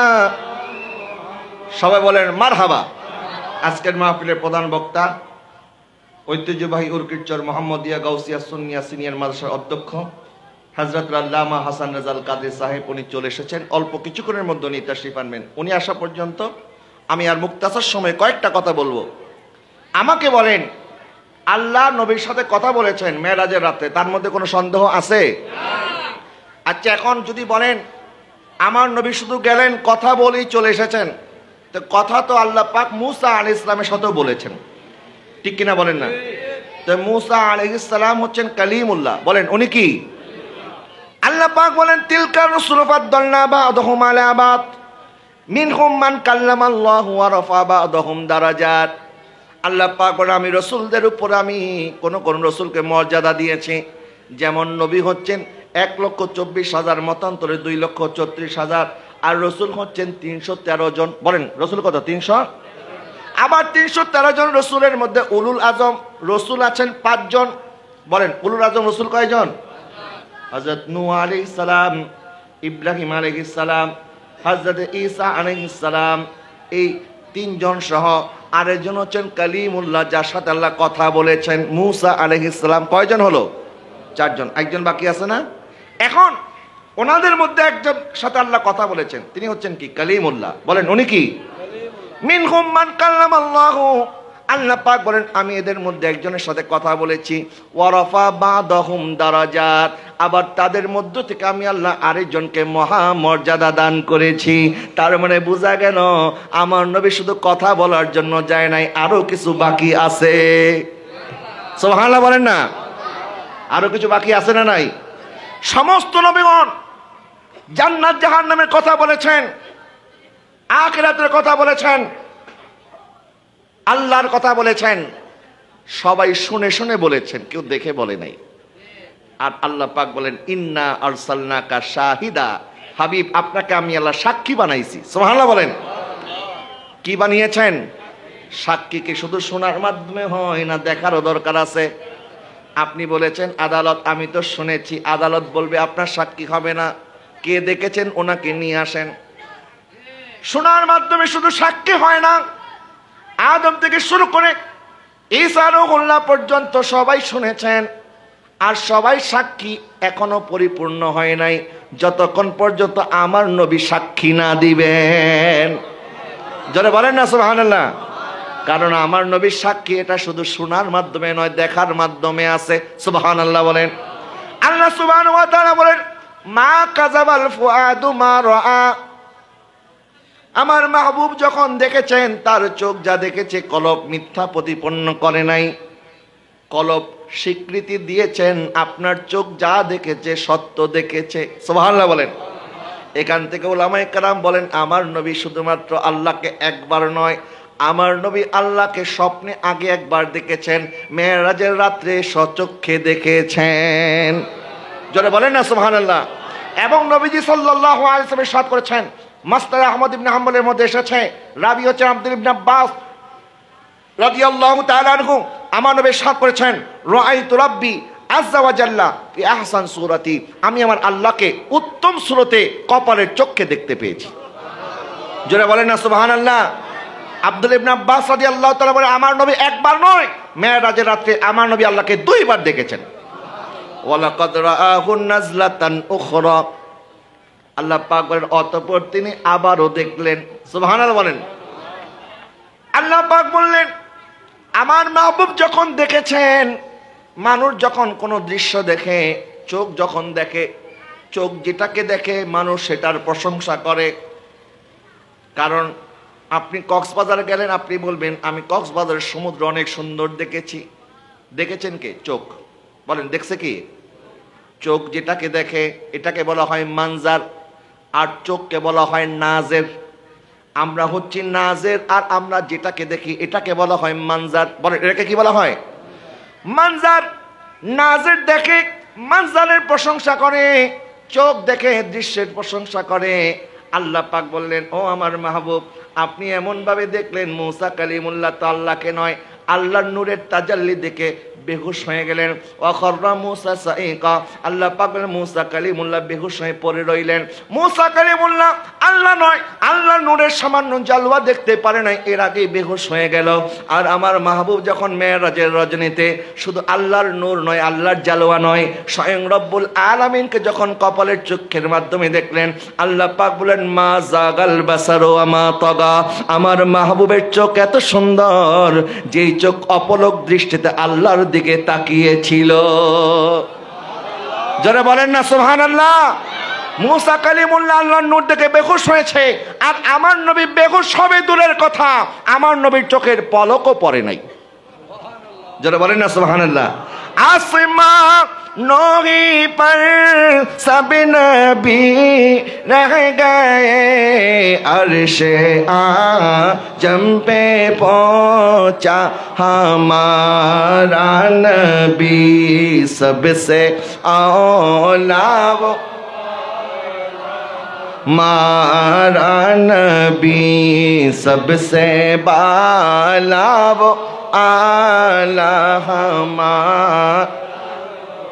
আমার নবীকে একবার দেখছেন না দুইবার? বলেন না কয়বার? একবার সচক্ষে দেখেছেন, আরেকবার স্বপ্নে দেখেছেন। এবং বিভিন্ন রওয়ায়াতে এসেছে আমার নবী মেরাজের রজনীতে আল্লাহকে একবার সচক্ষে দেখেছেন, আর স্বপ্নে দেখেছেন প্রায় 36 বার। জোরে বলেন না সুবহানাল্লাহ। কয়বার? 36 বার। তো অনেকে বলবে আল্লাহকে দেখা তো অসম্ভব, আল্লাহকে দেখা দুনিয়াতে অসম্ভব, কিন্তু আমার নবী তো দুনিয়াতে নয়, আমার নবীকে আল্লাহ নিয়ে গেছেন কোথায়? আরশে আজিমে। সুবহানাল্লাহ বলেন না। আম্মা জান আয়েশা সিদ্দিকা রাদিয়াল্লাহু তাআলা আনহা একটা হাদিসকে এনে যারা এই কথা বলেন, আম্মা জান বলেছেন যে নবীজি আল্লাহকে দেখে নাই। এখন এই হাদিসকে বলা হয় হাদিসে মাওকুফ, যেটা সাহাবায়ে কেরাম থেকে বর্ণিত হয়। আর আমার নবী নিজেই বলতেছেন আমি আল্লাহকে সচক্ষে দেখেছি। আমার নবীর হাদিস, এটাকে বলা হয় হাদিসে মারফু। বলেন হাদিসে মারফু। বলেন হাদিসে মারফু, যেটা স্বয়ং নবী বর্ণনা করেছেন। আমরা সেই বর্ণনাকে প্রাধান্য দিতে হবে। এবং আম্মা জান আয়েশা সিদ্দিকা রাদিয়াল্লাহু তাআলা যেটা বলেছেন, এটারও ভুল অর্থ করা যাবে না। এটার অর্থ হচ্ছে আমার নবী দুনিয়াতে আল্লাহকে সচক্ষে দেখে নাই। তা আমার নবী কি দুনিয়াতে দেখেছে? আচ্ছা আমাকে বলেন, জান্নাতে যাওয়ার পর জান্নাতীরা আল্লাহকে যে দেখবেন, এই কথার মধ্যে কোনো সন্দেহ আছে? তো জান্নাতে যাওয়ার পর জান্নাতীরা দেখতে পারবে না? পারবে কিনা বলেন না? তো জান্নাতীরা তো জান্নাতে যাওয়ার পর দেখতে পারবে। তা আমার নবী তো মেরাজের রজনীতে জান্নাতও দেখে এসেছে। কথা বলেন না ঠিক কিনা? তো দুনিয়া থেকে আমরা জান্নাত দেখতে পারবো? কিন্তু আমার নবী দেখছে কি দেখে নাই? দেখেছেন। জান্নাতের মধ্যে জন্ম হয়েছে হযরত আদম আলাইহিস সালামের। উনি দুনিয়াতে এসেছেন, কিন্তু আর জান্নাতে ফেরত যায় নাই। আবার ইদ্রিস আলাইহিস সালাম আল্লাহকে বলেন, আল্লাহ আমি তোমার জান্নাতটা একটু দেখতে চাই। জিবরিল নিয়ে গেলেন জান্নাত দেখানোর জন্য। ইদ্রিস আলাইহিস সালাম জান্নাত দেখার পরে বলে, আল্লাহ আমি আর দুনিয়াতে যাব না, আমি জান্নাতেই থেকে যাব। সুবহানাল্লাহ বলেন না। ইদ্রিস আলাইহিস সালাম রয়ে গেলেন জান্নাতে। যিনি এসেছেন তিনি আর ফেরত যায় নাই, আর যিনি গিয়েছেন তিনি আর ফেরত আসে নাই। আমার নবী একই রাত্রে গেলেন, আবার উম্মতের কাছে ফেরত চলে এসেছে। বলেন না সুবহানাল্লাহ। আমার নবী চাইলে জান্নাতে থাকতে পারতো কি পারতো না? বরং আল্লাহ পাক আমার নবীর জন্য বলে দিলেন, মাহবুব শুধুমাত্র আপনি জান্নাতে আসবেন, আর জান্নাত আপনি জান্নাতে থাকবেন। জান্নাত আমি তো বানাইছি আপনি নবীর জন্য, এই জন্য আপনি নবী যেখানে জান্নাত সেখানে চলে যাবে। নবী বললেন, মা বাইনা বাইতি ওয়া মিম্বারি রাউদাতুম মির রিয়াজিল জান্নাহ, আমার মিম্বার এবং আমার ঘরের মধ্যবর্তী জায়গা যেটা আছে এটা হচ্ছে জান্নাতের বাগান। জোরে বলেন না সুবহানাল্লাহ। আল্লাহ পাক বলে, মাহবুব আপনাকে 7 আসমান জমিন লৌহ কালাম আরশ কুরসি সব পাড়ি দিয়ে জান্নাতে আসতে হবে না, আপনি যেখানে থাকবেন আমি আল্লাহ ওই জায়গারই জান্নাত বানিয়ে দেব। আমার নবী যেখানে এটাই তো জান্নাত। সুবহানাল্লাহ বলেন না। এবং সমস্ত ওলামায়ে কেরাম একমত, প্রত্যেক ঘরানার ওলামায়ে কেরাম একমত, এই পৃথিবীর মধ্যে আল্লাহর যত সৃষ্টি জগৎ আছে এমনকি আল্লাহর আরশে আজিমের চাইতো একটা জায়গার দাম বেশি, যেই জায়গাটা আমার নবীর দেহ মোবারকের সাথে স্পর্শ লেগে আছে, এই রওজা মোবারকের মাটির দাম আল্লাহর আরশের চাইতো বেশি। তাহলে আমার নবী যেখানে ওই জায়গার দাম আল্লাহ বাড়ায় দেয়। কথা বলেন ঠিক কিনা? নবী যেখানে যেমন ভাবে কোরআনের মধ্যে আল্লাহ পাক কিছু কোরআনকে নাজিল করেছেন মক্কায়, কিছু কোরআনকে নাজিল করেছেন মদিনায়, কিছু সূরা আছে মক্কি, কিছু সূরা আছে কি মাদানী। কিন্তু হযরত মুসা আলাইহিস সালামের উপর যখন তাওরাত নাজিল হয়েছে, জায়গা নির্দিষ্ট জায়গা, মুকদ্দাস জায়গা তুরে সিনার মধ্যে আল্লাহ পাক এই তাওরাত শরীফ নাজিল করেছেন। একমাত্র আমার নবীর উপরে যখন আল্লাহ পাক কোরআন নাজিল করলেন, আল্লাহ সুবহানাহু ওয়া তাআলা বিধান বলে দিলেন, মাহবুব গো আপনার জন্য অন্য নবীর মতো অবস্থা নয়। হুজুর বসে, সামনে বসে। আপনার জন্য নবী অন্য নবী এবং রাসূলের মতো অবস্থা নয়। আল্লাহ পাক তাওরাত নাজিল করলেন নির্দিষ্ট জায়গায়, জাবুর নাজিল করলেন নির্দিষ্ট জায়গায়, ইনজিল নাজিল করলেন নির্দিষ্ট জায়গায়। আমার নবীর জন্য জায়গা নির্দিষ্ট নয়।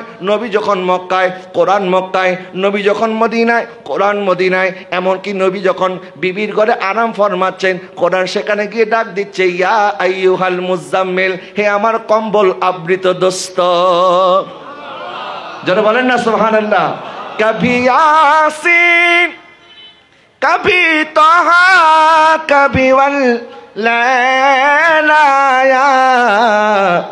जिनकी कसमें मेरा रब खाता है, जिनकी कसमें मेरा रब खाता है, कितने दिलकश मेरे महबूब की सूरत होगी, नाते सरकार की पढ़ता हूँ मैं, बस इसी बात से घर में मेरे रहमतें होगी। पढ़ें ना सुबहानाल्लाह।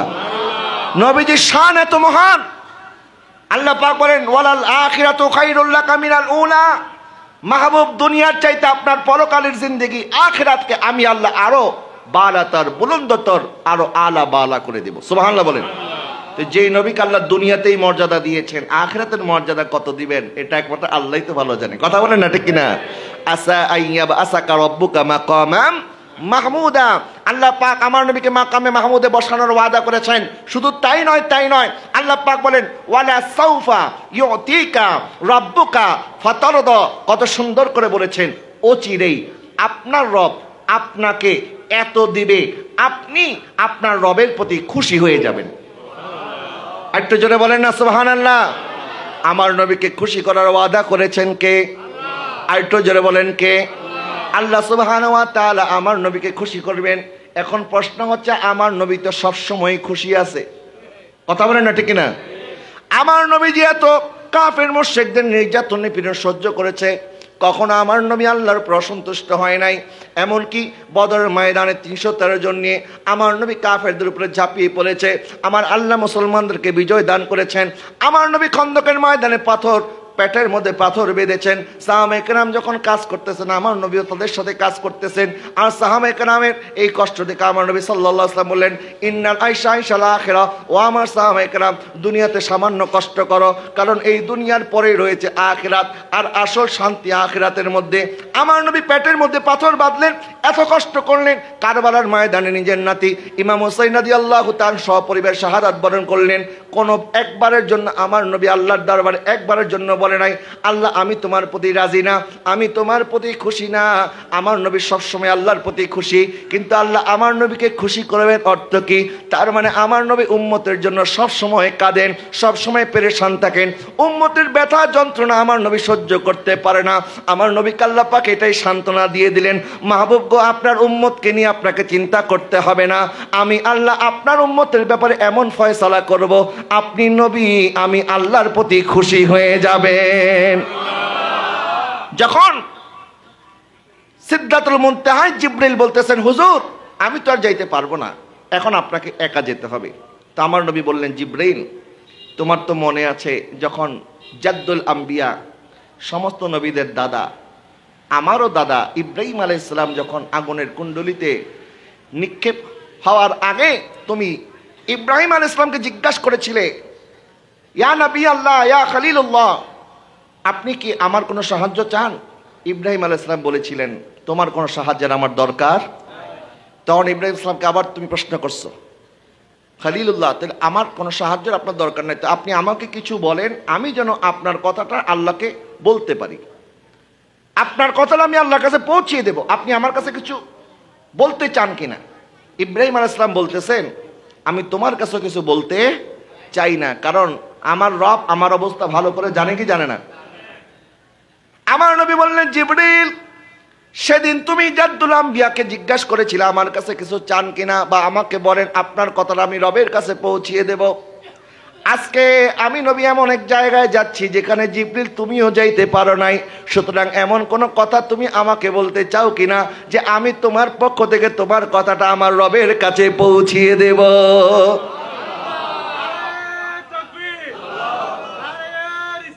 ইয়া রাসূলুল্লাহ, কারণ জিবরিল খলিলুল্লাহকে বলেছিলেন, আর আজকে হাবিবুল্লাহ স্বয়ং জিবরিলকে বলতেছে। সুবহানাল্লাহ বলেন না। জিবরিল সুযোগ পেয়ে গেল, বলে হুজুর তাইলে আমার মনের একটা কথা আপনাকে বলবো, আপনি আল্লাহর দরবারে আরজ করবেন আল্লাহ যেন আমাকে সেই সৌভাগ্য দান করে। বলে কি সৌভাগ্য বলো? বলে ইয়া রাসূলুল্লাহ, হুজুর গো, আজকে আমার 600 নূরের পাখা দিয়েও আমি সিদরাতুল মুনতাহা এই সীমানা অতিক্রম করতে পারতেছি না, কিন্তু কাল কিয়ামতের ময়দানে আপনার গুনাহগার উম্মত যখন একটি পুল পার হতে হবে, যেই পুলের নাম হচ্ছে পুল সিরাত, যেটা হচ্ছে চুলের চাইতে চিকুন, ছুরির চাইতে ধারালো, আর যেটার নিচে থাকবে জাহান্নামের আগুন দাউ দাউ করে যখন জ্বলতে থাকবে, আপনার উম্মত ভয়ে থাকবে, পেরেশানির মধ্যে থাকবে, তারা ভয়ে এই পুল পার হতে পারবে না। যখন তারা পুল সিরাত পার হতে পারবে না, আল্লাহর দরবারে একটা ফরিয়াদ আমার পক্ষ থেকে করবেন, আল্লাহ যেন আমি জিবরিলকে এই সুযোগ দেয়, আমার 600 নূরের পাখা আমি জিবরিল বিছায়া দেব, আমার পাখার উপরে ভর করে তারা যেন পুল সিরাত পার হয়ে জান্নাতে চলে যেতে পারে। আর একটু জোরে বলেন না সুবহানাল্লাহ। জিবরিল এমন একটা কথা বললেন, কারণ জিবরিল জানে এই মুহূর্তে আমার নবীকে যদি উম্মতের কথা বলি আমার নবী বেশি খুশি হবে। কথা বলেন না, ঠিক কিনা? দেখবেন ছোট্ট বাচ্চা, তারা দেখতে গেছেন, নতুন কোলে নিছেন, আপনি জ্যাঠা হয়েছেন, মামা হয়েছেন, চাচা হয়েছেন, বাচ্চার হাতের মধ্যে 500 টাকা একটা নোট দিয়ে দিছেন। আচ্ছা বাচ্চা কি 500 টাকার মর্ম বুঝে? দিছেন কেন? বলে বাচ্চার হাতে দিছি, বাচ্চার বাপ মা যেন খুশি হয়। ঠিক কিনা বলেন না? বাপ্পার বাপ মা যেন কি হয়? খুশি হয়। জিবরিল বুঝে গেলেন আমার নবীকে এখন যদি খুশি করতে হয় অন্য কোনো কথা বলে খুশি করতে পারবো না, কারণ নবী উম্মতের দরদি, নবী উম্মতের কথা শুনলে খুশি হয়ে যাবে। এই জন্য চাইলেন তো চাইলেন উম্মতের নাজাতের জন্য আল্লাহর দরবারে দোয়া চাইলেন। আর আমার নবী সাল্লাল্লাহু আলাইহি ওয়াসাল্লাম ইরশাদ করেন, কাল কিয়ামতের ময়দানে আল্লাহর সমস্ত নবীর জন্য আল্লাহ পাক একটা একটা করে মিম্বার বানাবেন। প্রত্যেক নবীদের জন্য একটা একটা করে নূরের মিম্বার থাকবে। আল্লাহ পাক বলবেন, সমস্ত নবীগণ আপনারা আপন আপন মিম্বারে আরোহণ করেন। আমার নবী ইরশাদ করেন, সমস্ত নবীগণ যখন আপন আপন মিম্বারে আরোহণ করবে, সবাই যখন বসে যাবে, আমি নবী তখন বসবো না। বলেন আমার নবী তখন কেন বসবেন না? ইয়া রাসূলুল্লাহ, আল্লাহ পাকের দরবারে আমার নবী আরজ করবেন, ইয়া আল্লাহ, ইয়া রাব্বুল আলামিন, আজকে আমি যদি আমার এই মিম্বারের মধ্যে বসে যাই আর আমার পিছন দিয়ে যদি আমার গুনাহগার উম্মতকে জাহান্নামের মধ্যে আপনি প্রেরণ করে দেন, আমি নবী সহ্য করতে পারবো না। যতক্ষণ পর্যন্ত আমার উম্মতের নাজাতের ফয়সালা হবে না, আমি নবীও ততক্ষণ আমার মিম্বারে বসবো না। আল্লাহ পাকের একটা ওয়াদা আছে, ওয়ালা সাউফা ইউতিকা রব্বুকা ফাতারদা। আল্লাহ পাক বলেছেন, মাহবুব, আপনাকে আমি আল্লাহ এত বেশি দেব, আপনি নবী খুশি হয়ে যাবেন। আমার নবী সাল্লাল্লাহু আলাইহি ওয়াসাল্লাম আল্লাহর দরবারে তখন ফরিয়াদ করতে থাকবে, আল্লাহ আমার গুনাহগার উম্মতকে মাফ করে দাও। রব্বি হাবিলি উম্মতি, রব্বি হাবিলি উম্মতি।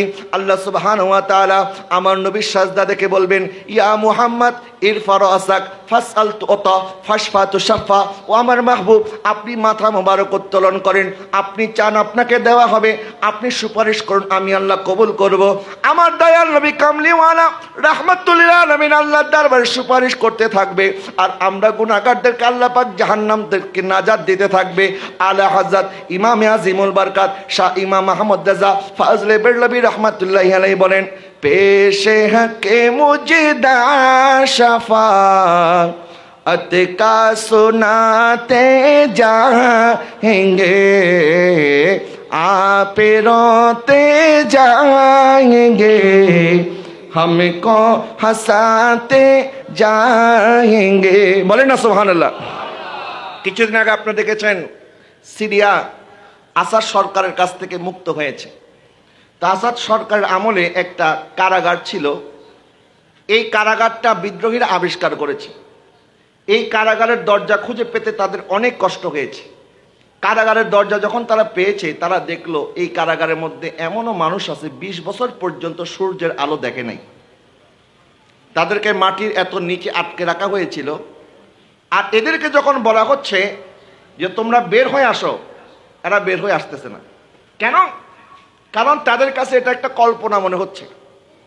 তারা ভাবতেছে আমাদেরকে বের করে মনে হয় গুলি করে মেরে ফেলবে। বিদ্রোহীরা বলতেছে তোমাদের কোনো ভয় নাই, আমরা আসাদ সরকারকে হটিয়ে দিয়েছি। কারণ এদের মধ্যে অনেকে আছে যারা মানসিক পাগল হয়ে গেছে, স্মৃতিশক্তি লোপ পেয়েছে, নিজের নামটা বলতে পারতেছে না।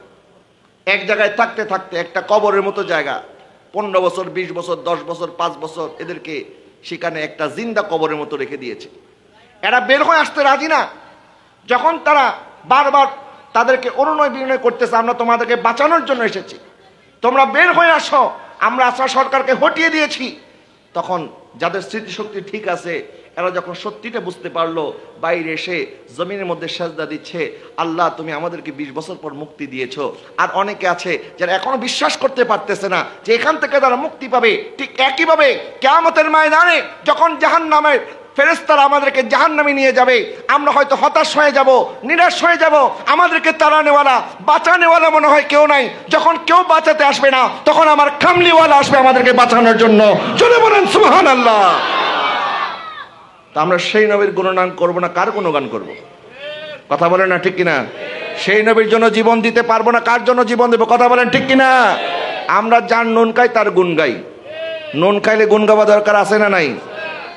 तेरा खावा में तेरे गीत गावा या रसूल अल्लाह, तेरा खावा में तेरे गीत गावा या रसूल अल्लाह, तेरा मिलाद में क्यों ना मनावा या रसूल अल्लाह, सरकार की आमद दिलदार की आमद, आका की आमद, दाता की आमद, बाहुजूर की आमद, बापुर नूर की आमद, मरहबा तेरा मिलाद में क्यों ना मनावा या रसूल अल्लाह, तेरा खावा में तेरे गीत गावा या रसूल अल्लाह, तेरा खावा में तेरे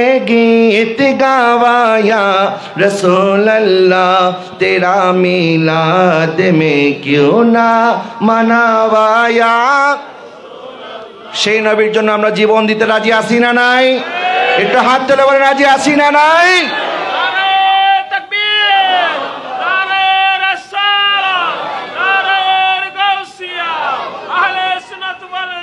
জিন্দাবাদ। প্রিয় হাজরিন, এখন জীবন আমাদেরকে দিতে হবে না, কিন্তু এই জীবনটা আমার নবীর রঙে আমরা রাঙাতে চাই, ঠিক কিনা বলেন? যদি আমরা জীবনকে নবীর রঙে রাঙাতে পারি, আমার নবী খুশি হবে। এবং নবীজি সাল্লাল্লাহু আলাইহি ওয়াসাল্লাম মেরাজের রাত্রে যখন আসতেছেন, আল্লাহর কাছ থেকে যে উম্মতের জন্য মেরাজ, আস-সালাতু মেরাজুল মুমিনিন, 5 ওয়াক্ত নামাজ নিয়ে এসেছেন। সুবহানাল্লাহ বলেন। কয় ওয়াক্ত নামাজ? অনেকে মনে করেন শুধুমাত্র মানে জুমার নামাজটা ফরজ, কারণ এরা তো সপ্তাহে আর অন্য দিন মসজিদে মনে হয় না গেলেও আছে না এরকম কিছু মানুষ। সপ্তাহে 35 ওয়াক্ত, দৈনিক 5 ওয়াক্ত নামাজ, কিন্তু ফরজ ছিল 50 ওয়াক্ত। আল্লাহ পাক বলেন, মাহবুব আপনার উম্মতের জন্য আমি আল্লাহ কমাই দিলাম, 5 করে দিলাম, দিয়েছিলাম 50, নিয়ে যাচ্ছেন 5, উম্মত পড়বে 5 ওয়াক্ত, আমি আল্লাহ সওয়াব দেব 50 ওয়াক্তের। সওয়াব কিন্তু আল্লাহ কমাই নাই, নামাজ কমাইছে, সওয়াব কমাই নাই। মুসা আলাইহিস সালাম যখন আবারও রিকোয়েস্ট করলেন, হুজুর আপনার উম্মত 5 ওয়াক্ত পারবে না, আপনি আবার যান। নবীজি বললেন, আমি যতবার গেছি আল্লাহ পাক প্রত্যেকবার 5 ওয়াক্ত কমাইছি। 9 বার আল্লাহ কমাইছে কয় ওয়াক্ত? 45 ওয়াক্ত। এখন বাকি আছে কয় ওয়াক্ত?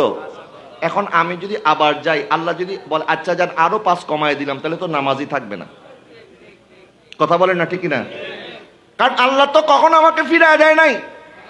এখন আবার যদি যাই, আল্লাহ যদি বলে দেয় যান মাহবুব আপনার খাতিরে আমি নামাজও মাফ করে দিলাম, তা আমি উম্মতের জন্য কি নিয়ে যাব? সুবহানাল্লাহ বলেন না। দেখেন আজকে যদি নামাজটা না থাকতো, আমরা কেমনে আল্লাহর সাজদা দিতাম, কেমনে ডাকতাম আল্লাহকে। আজকে একটা মানুষ আমাদের যদি উপকার করে, আমরা চেয়ারম্যান মেম্বার এদেরকে গিয়ে বলি, ভাই আপনি আমার জন্য এত সুন্দর একটা রাস্তা করে দিয়েছেন, এত উপকার করছেন, তো আমরা যে এলাকাবাসী আপনাকে একটা ক্রেস্ট দিব, আপনাকে একটা ফুলের তোড়া দেব, আপনাকে প্রধানমন্ত্রী করে দাওয়াত দিব। এখন উনি যদি বলে দূর তোমাদের দাওয়াত কিচ্ছু লাগতো না, এখন দাওয়াত উনি না নিলেও ওনার সমস্যা নাই, কিন্তু যারা এত আগ্রহ ভরে গেল, যে আমরা যদি ওনাকে একটু থ্যাংক ইউ বলতে না পারলাম, এতটুকু শুকরিয়া আদায় করতে না পারলাম, নিজের কাছে নিজের একটা খারাপ লাগে না? বাবা একটা মানুষকে দাওয়াত দিলে সে না আসলে নিজের কাছে খারাপ লাগে। আর যে আল্লাহ সুবহানাহু ওয়া তাআলা আমাদেরকে এত নিয়ামত দিয়েছেন, প্রত্যেকটা শ্বাস নিঃশ্বাসের মূল্য কত। আপনি 1 ঘন্টা যদি আইসিইউতে থাকেন, লক্ষ লক্ষ টাকা আপনাকে বিল গুনতে হবে, কিন্তু আমরা এত শ্বাস নিঃশ্বাস নিচ্ছি, 1 পয়সা আমাদেরকে বিল দিতে হয় না। কথা বলেন ঠিক কিনা? আমাদের সারাটা জিন্দেগির আল্লাহর এত নিয়ামত। আল্লাহ সুবহানাহু ওয়া তাআলা বলেন, সমুদ্রের পানিগুলি যদি তোমাদের কলমের কালি হয়ে যায়, গাছগুলি যদি তোমাদের কলম হয়ে যায়, পানি শেষ হয়ে যাবে, কালি শেষ হয়ে যাবে, আল্লাহর নিয়ামত লিখে তোমরা শেষ করতে পারবা? তা আল্লাহর নিয়ামতের শুকরিয়া আমরা আদায় করব কিভাবে? নামাজের মাধ্যমে। কথা বলেন না ঠিক না? এই জন্য এই নামাজের কদর আমরা অনেকে করি না। আমার নবী ইরশাদ করেছেন, জুইলাত কুররাতু আইনি ফিস সালাত, নামাজ আমার চোখকে ঠান্ডা করে দেয়। সুবহানাল্লাহ বলেন। অনেকে আছেন এরা বলেন, হুজুর আমি তো নামাজ পড়ে শান্তি পাই না, আমি তো নামাজ পড়তে দাঁড়াইলেই খালি আমার ভিতরে ওয়াসওয়াসা আসে। এটা আসবে বাবা, কারণ আপনি যখন ভালো কাজ করবেন শয়তান আপনার পিছনে লাগবে। আপনি মিষ্টির দোকানে দেখবেন মাছির অভাব আছে, মিষ্টি আছেই তো মাছি আছে, ঠিক কিনা বলেন না? তো যেখানে নেক কাজ করবেন শয়তান বাধা দিবে কি দিবে না? এখন শয়তানের সাথে আপনার যুদ্ধ চলবে, যে শয়তানকে খুশি করবেন না রবকে খুশি করবেন। এটা তো আপনার জন্য একটা বড় সুযোগ। আপনাকে প্রমাণ করতে হবে, আল্লাহ আমি শয়তানের ধোকায় না পড়ে আমি নামাজটা তোমার জন্য সম্পূর্ণ করেছি। আমরা যখন সাজদার মধ্যে গিয়ে আমার আল্লাহকে ডাক দেব, সুবহান রাব্বিয়াল আলা পড়ব, তখন আমার পাশের মুসল্লি তার কানে শোনার আগে আমার আল্লাহ শুনে ফেলবেন। কথা বলেন না ঠিক কিনা? আমার আল্লাহ আমাদের কত নিকটে। আল্লাহ পাক আমার মাহবুবকে বলতেছেন, যখন তারা আপনাকে জিজ্ঞাসা করবে আমি কোথায়, তখন আপনি বলেন ফা ইন্নী কারীব, আমি তাদের অনেক নিকটে আছি। ওয়া হুয়া মাআকুম আইনামা কুনতুম, আমার বান্দা যেখানে আছে আমি আল্লাহ আমার বান্দার সাথে আছি। সুবহানাল্লাহ বলেন। আমার আল্লাহ আমাদের সাথে আছে না নাই? তাহলে আমরা যখন আল্লাহ সুবহানাহু ওয়া তাআলার দরবারে সিজদা দেব, আল্লাহ সুবহানাহু ওয়া তাআলা যখন আমাদেরকে সিজদার মধ্যে দেখবে, রুকুর মধ্যে দেখবে, আমার আল্লাহ কত খুশি হবে। দেখো আমার বান্দা আমাকে সেজদা করতেছে। আমরা যখন আল্লাহর দিকে 1 কদম আগাবো, আমার আল্লাহ আমাদের দিকে 10 কদম আগায়। আমরা যখন আল্লাহর দিকে হেঁটে হেঁটে যাই, আমার আল্লাহ আমাদের দিকে দৌড়ায় দৌড়ায় আসে। সুবহানাল্লাহ বলেন। এটা আমার কথা না, এটা আল্লাহর কথা। আল্লাহ হাদিসে কুদসির মধ্যে বর্ণনা করছে। আমার ছোট্ট বাচ্চা 3.5 বছর বয়স, তো মাত্র একটু কথা বলা শিখছে, মাশাআল্লাহ অনেক সুন্দর সুন্দর কথা বলে।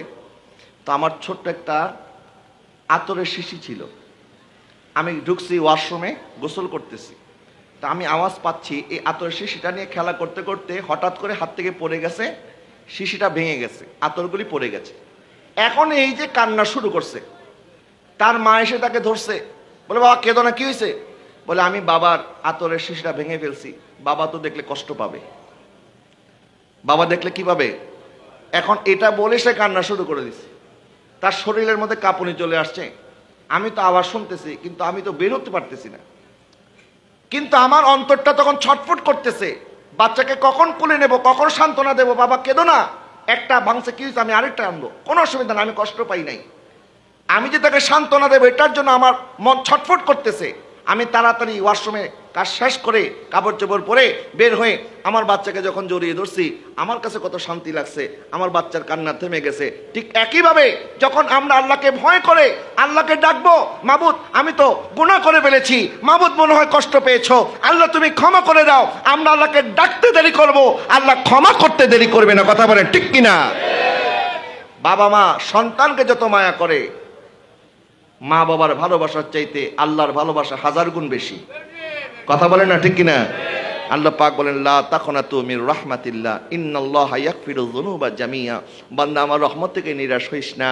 আমি আল্লাহ তোকে সুযোগ দিলাম, জুমার রাত এটাও ক্ষমার রজনী, সামনে লাইলাতুন নিসফি মিন শাবান, শবে বরাত আসতেছে, এটাও ক্ষমার রজনী, সামনে মাহে রমাদান, এটা তো ক্ষমার প্যাকেজ।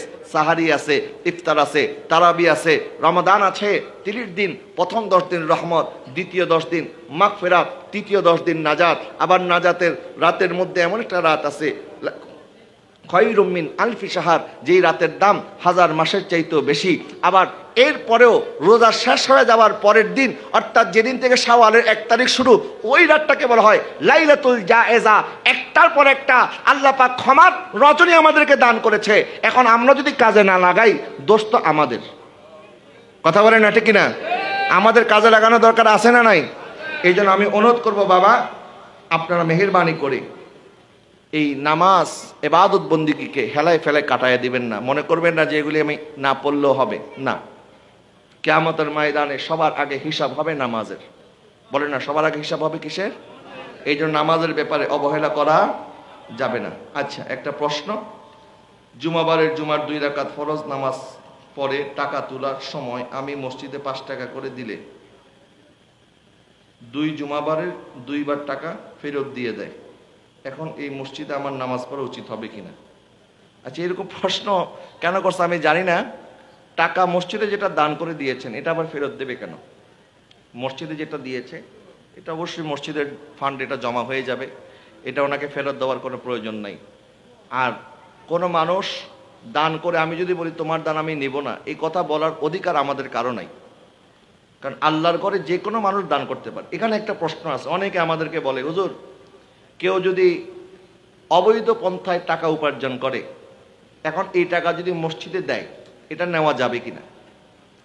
এখানে যিনি দিচ্ছেন জবাবদিহি তার, যিনি নেবেন তার কোনো জবাবদিহি নাই।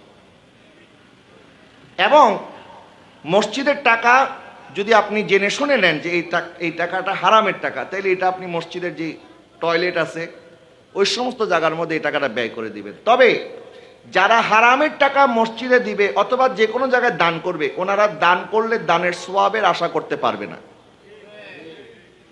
কারণ এই টাকা দান করলে আপনি সওয়াব পাবেন, এই টাকার মালিকই তো আপনি না, ঠিক কিনা বলেন না?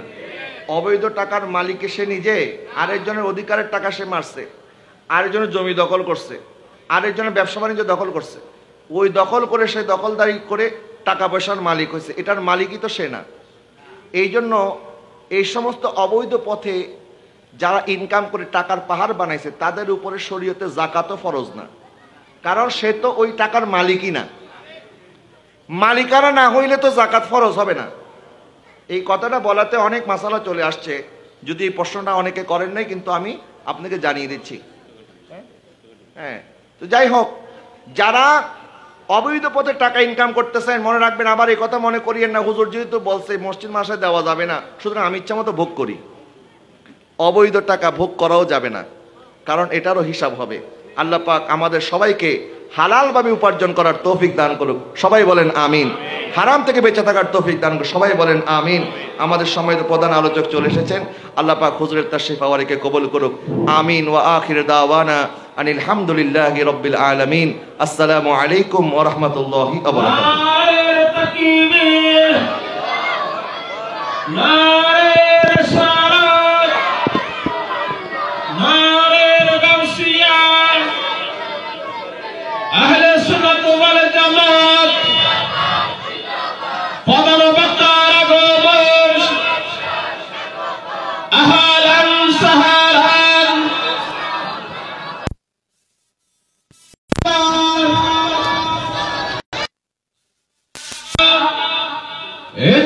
আমাদের মাঝে উপস্থিত হয়েছেন আজকের 19তম সুন্নি কনফারেন্সের সম্মানিত প্রধান বক্তা রাউজান উরকিশ্বর মুহাম্মাদিয়া গাউসিয়া সুন্নি আসিনের মাদ্রাসার সুযোগ্য অধ্যক্ষ বিশিষ্ট আলেম দ্বীন হযরতুল আলহাজ আল্লামা অধ্যক্ষ হাসান রাজা আল কাদরি মাতাদিল হুলালি, অধ্যক্ষ হাসান রাজা আল কাদরি মাতাদিল হুলালি। আমি হুজুরকে প্রধান বক্তার আসন অলঙ্কৃত করার জন্য সবিনয় জানাচ্ছি। আমাদের মাঝে উপস্থিত হয়েছেন বিশিষ্ট আলেম দ্বীন হাফেজ মাওলানা আলহাজ জাহাঙ্গীর আলম আল কাদরি সাহেব। আমাদের মাঝে উপস্থিত হয়েছেন আলিশান মিস্ত্রি জামা মসজিদের সম্মানিত খতিব হাফেজ মাওলানা আবু সৈয়দ আল কাদরি মাতাদিল হুলালি। আমাদের মাঝে উপস্থিত হয়েছেন আলিশান মিস্ত্রি জামা মসজিদের সম্মানিত পেশ ইমাম হাফেজ মাওলানা তারেকুল ইসলাম কাদরি মাতাদিল হুলালি। সম্মানিত এলাকাবাসী, আজকের মাহফিলের সম্মানিত মধ্যমণি আমাদের মাঝে উপস্থিত হয়েছেন। আপনারা এখনো পর্যন্ত যারা প্যান্ডেলের বাইরে ঘোরাফেরা করতেছেন, দয়া করে মাহফিলের সৌন্দর্য রক্ষার্থে আপনারা সবাই মাহফিলের প্যান্ডেলে বসে পড়ুন।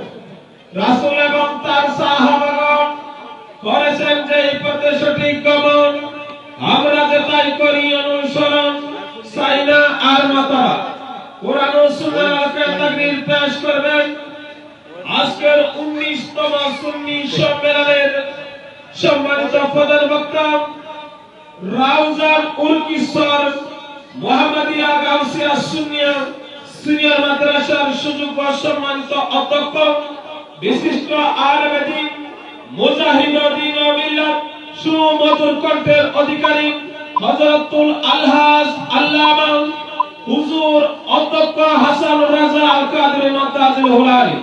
আলহাজ আল্লামা অধ্যক্ষ হাসান রাজা আল কাদরি মাতাদিল হুলালি। নারে তাকবীর, নারে রিসালাত, নারে গাউসিয়া, উলামায়ে আহলে সুন্নাহ। আউযু বিল্লাহি মিনাশ শাইতানির রাজীম। বিসমিল্লাহির রহমানির রহিম। হামিদান ওয়া মুসাল্লিয়ান ওয়া মুসাল্লিমা, আম্মা বা'দু ফাকাদ ক্বালা আল্লাহু তাআলা ফি শান হাবিবিহি آمرا ومخبرا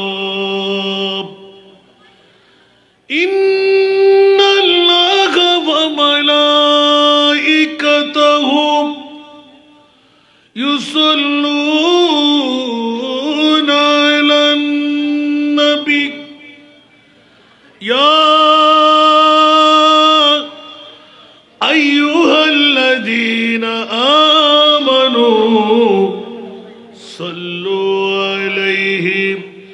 وسلموا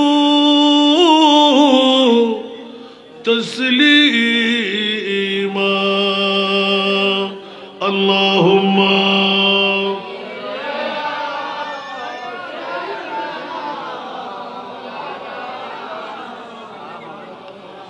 وعلى آله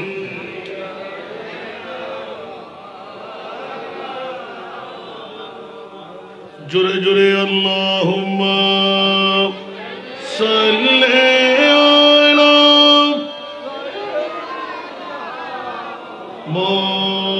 مولانا محمد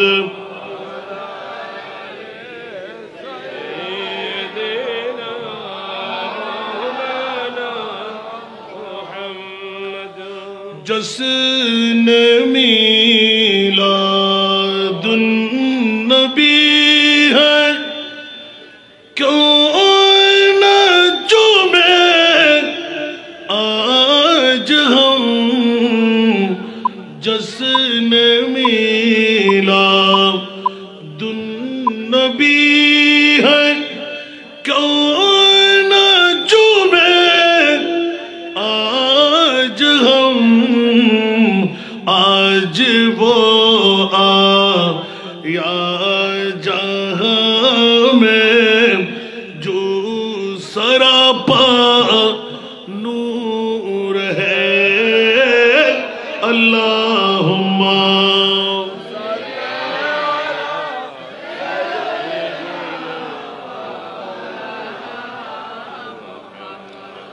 وعلى آل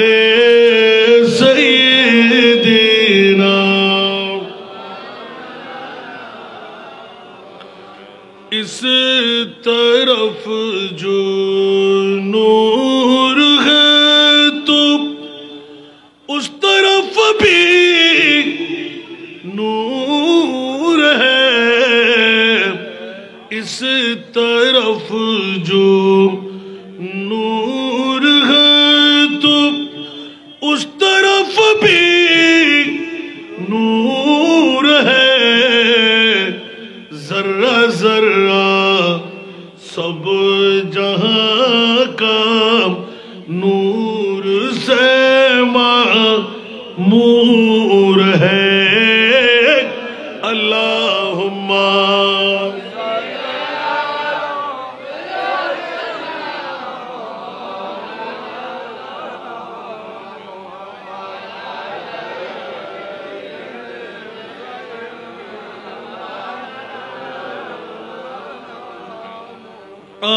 آمینہ تجھ کو مبارک شاہ کی میلاد ہو تیرا انگن نور بلکہ گھر کا گھر سب نور ہے اللہم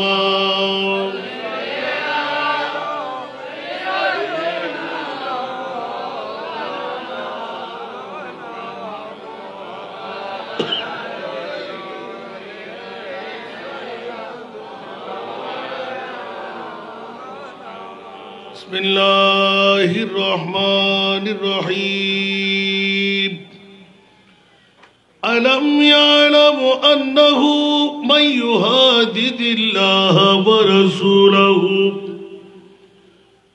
فأن له نار جهنم خالدا فيها ذلك الخزي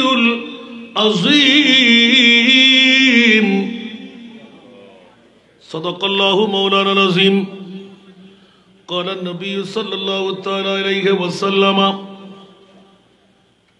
علماء امتي كأنبياء بني إسرائيل وصدق رسوله النبي الحبيب الكريم ونحن على ذلك من الشاهدين والشاكرين والحمد لله رب العالمين رب صل وسلم وبارک علیہ۔ اس کرم کا کرو شکر کیسے ادا، اس کرم کا کرو شکر کیسے ادا، جو کرم مجھ پہ میرے نبی نے کیا، میں سجاتا ہوں سرکار کی محفل، میں سجاتا ہوں سرکار کی محفل، مجھ کو ہر غم سے رب نے بری کر دیا،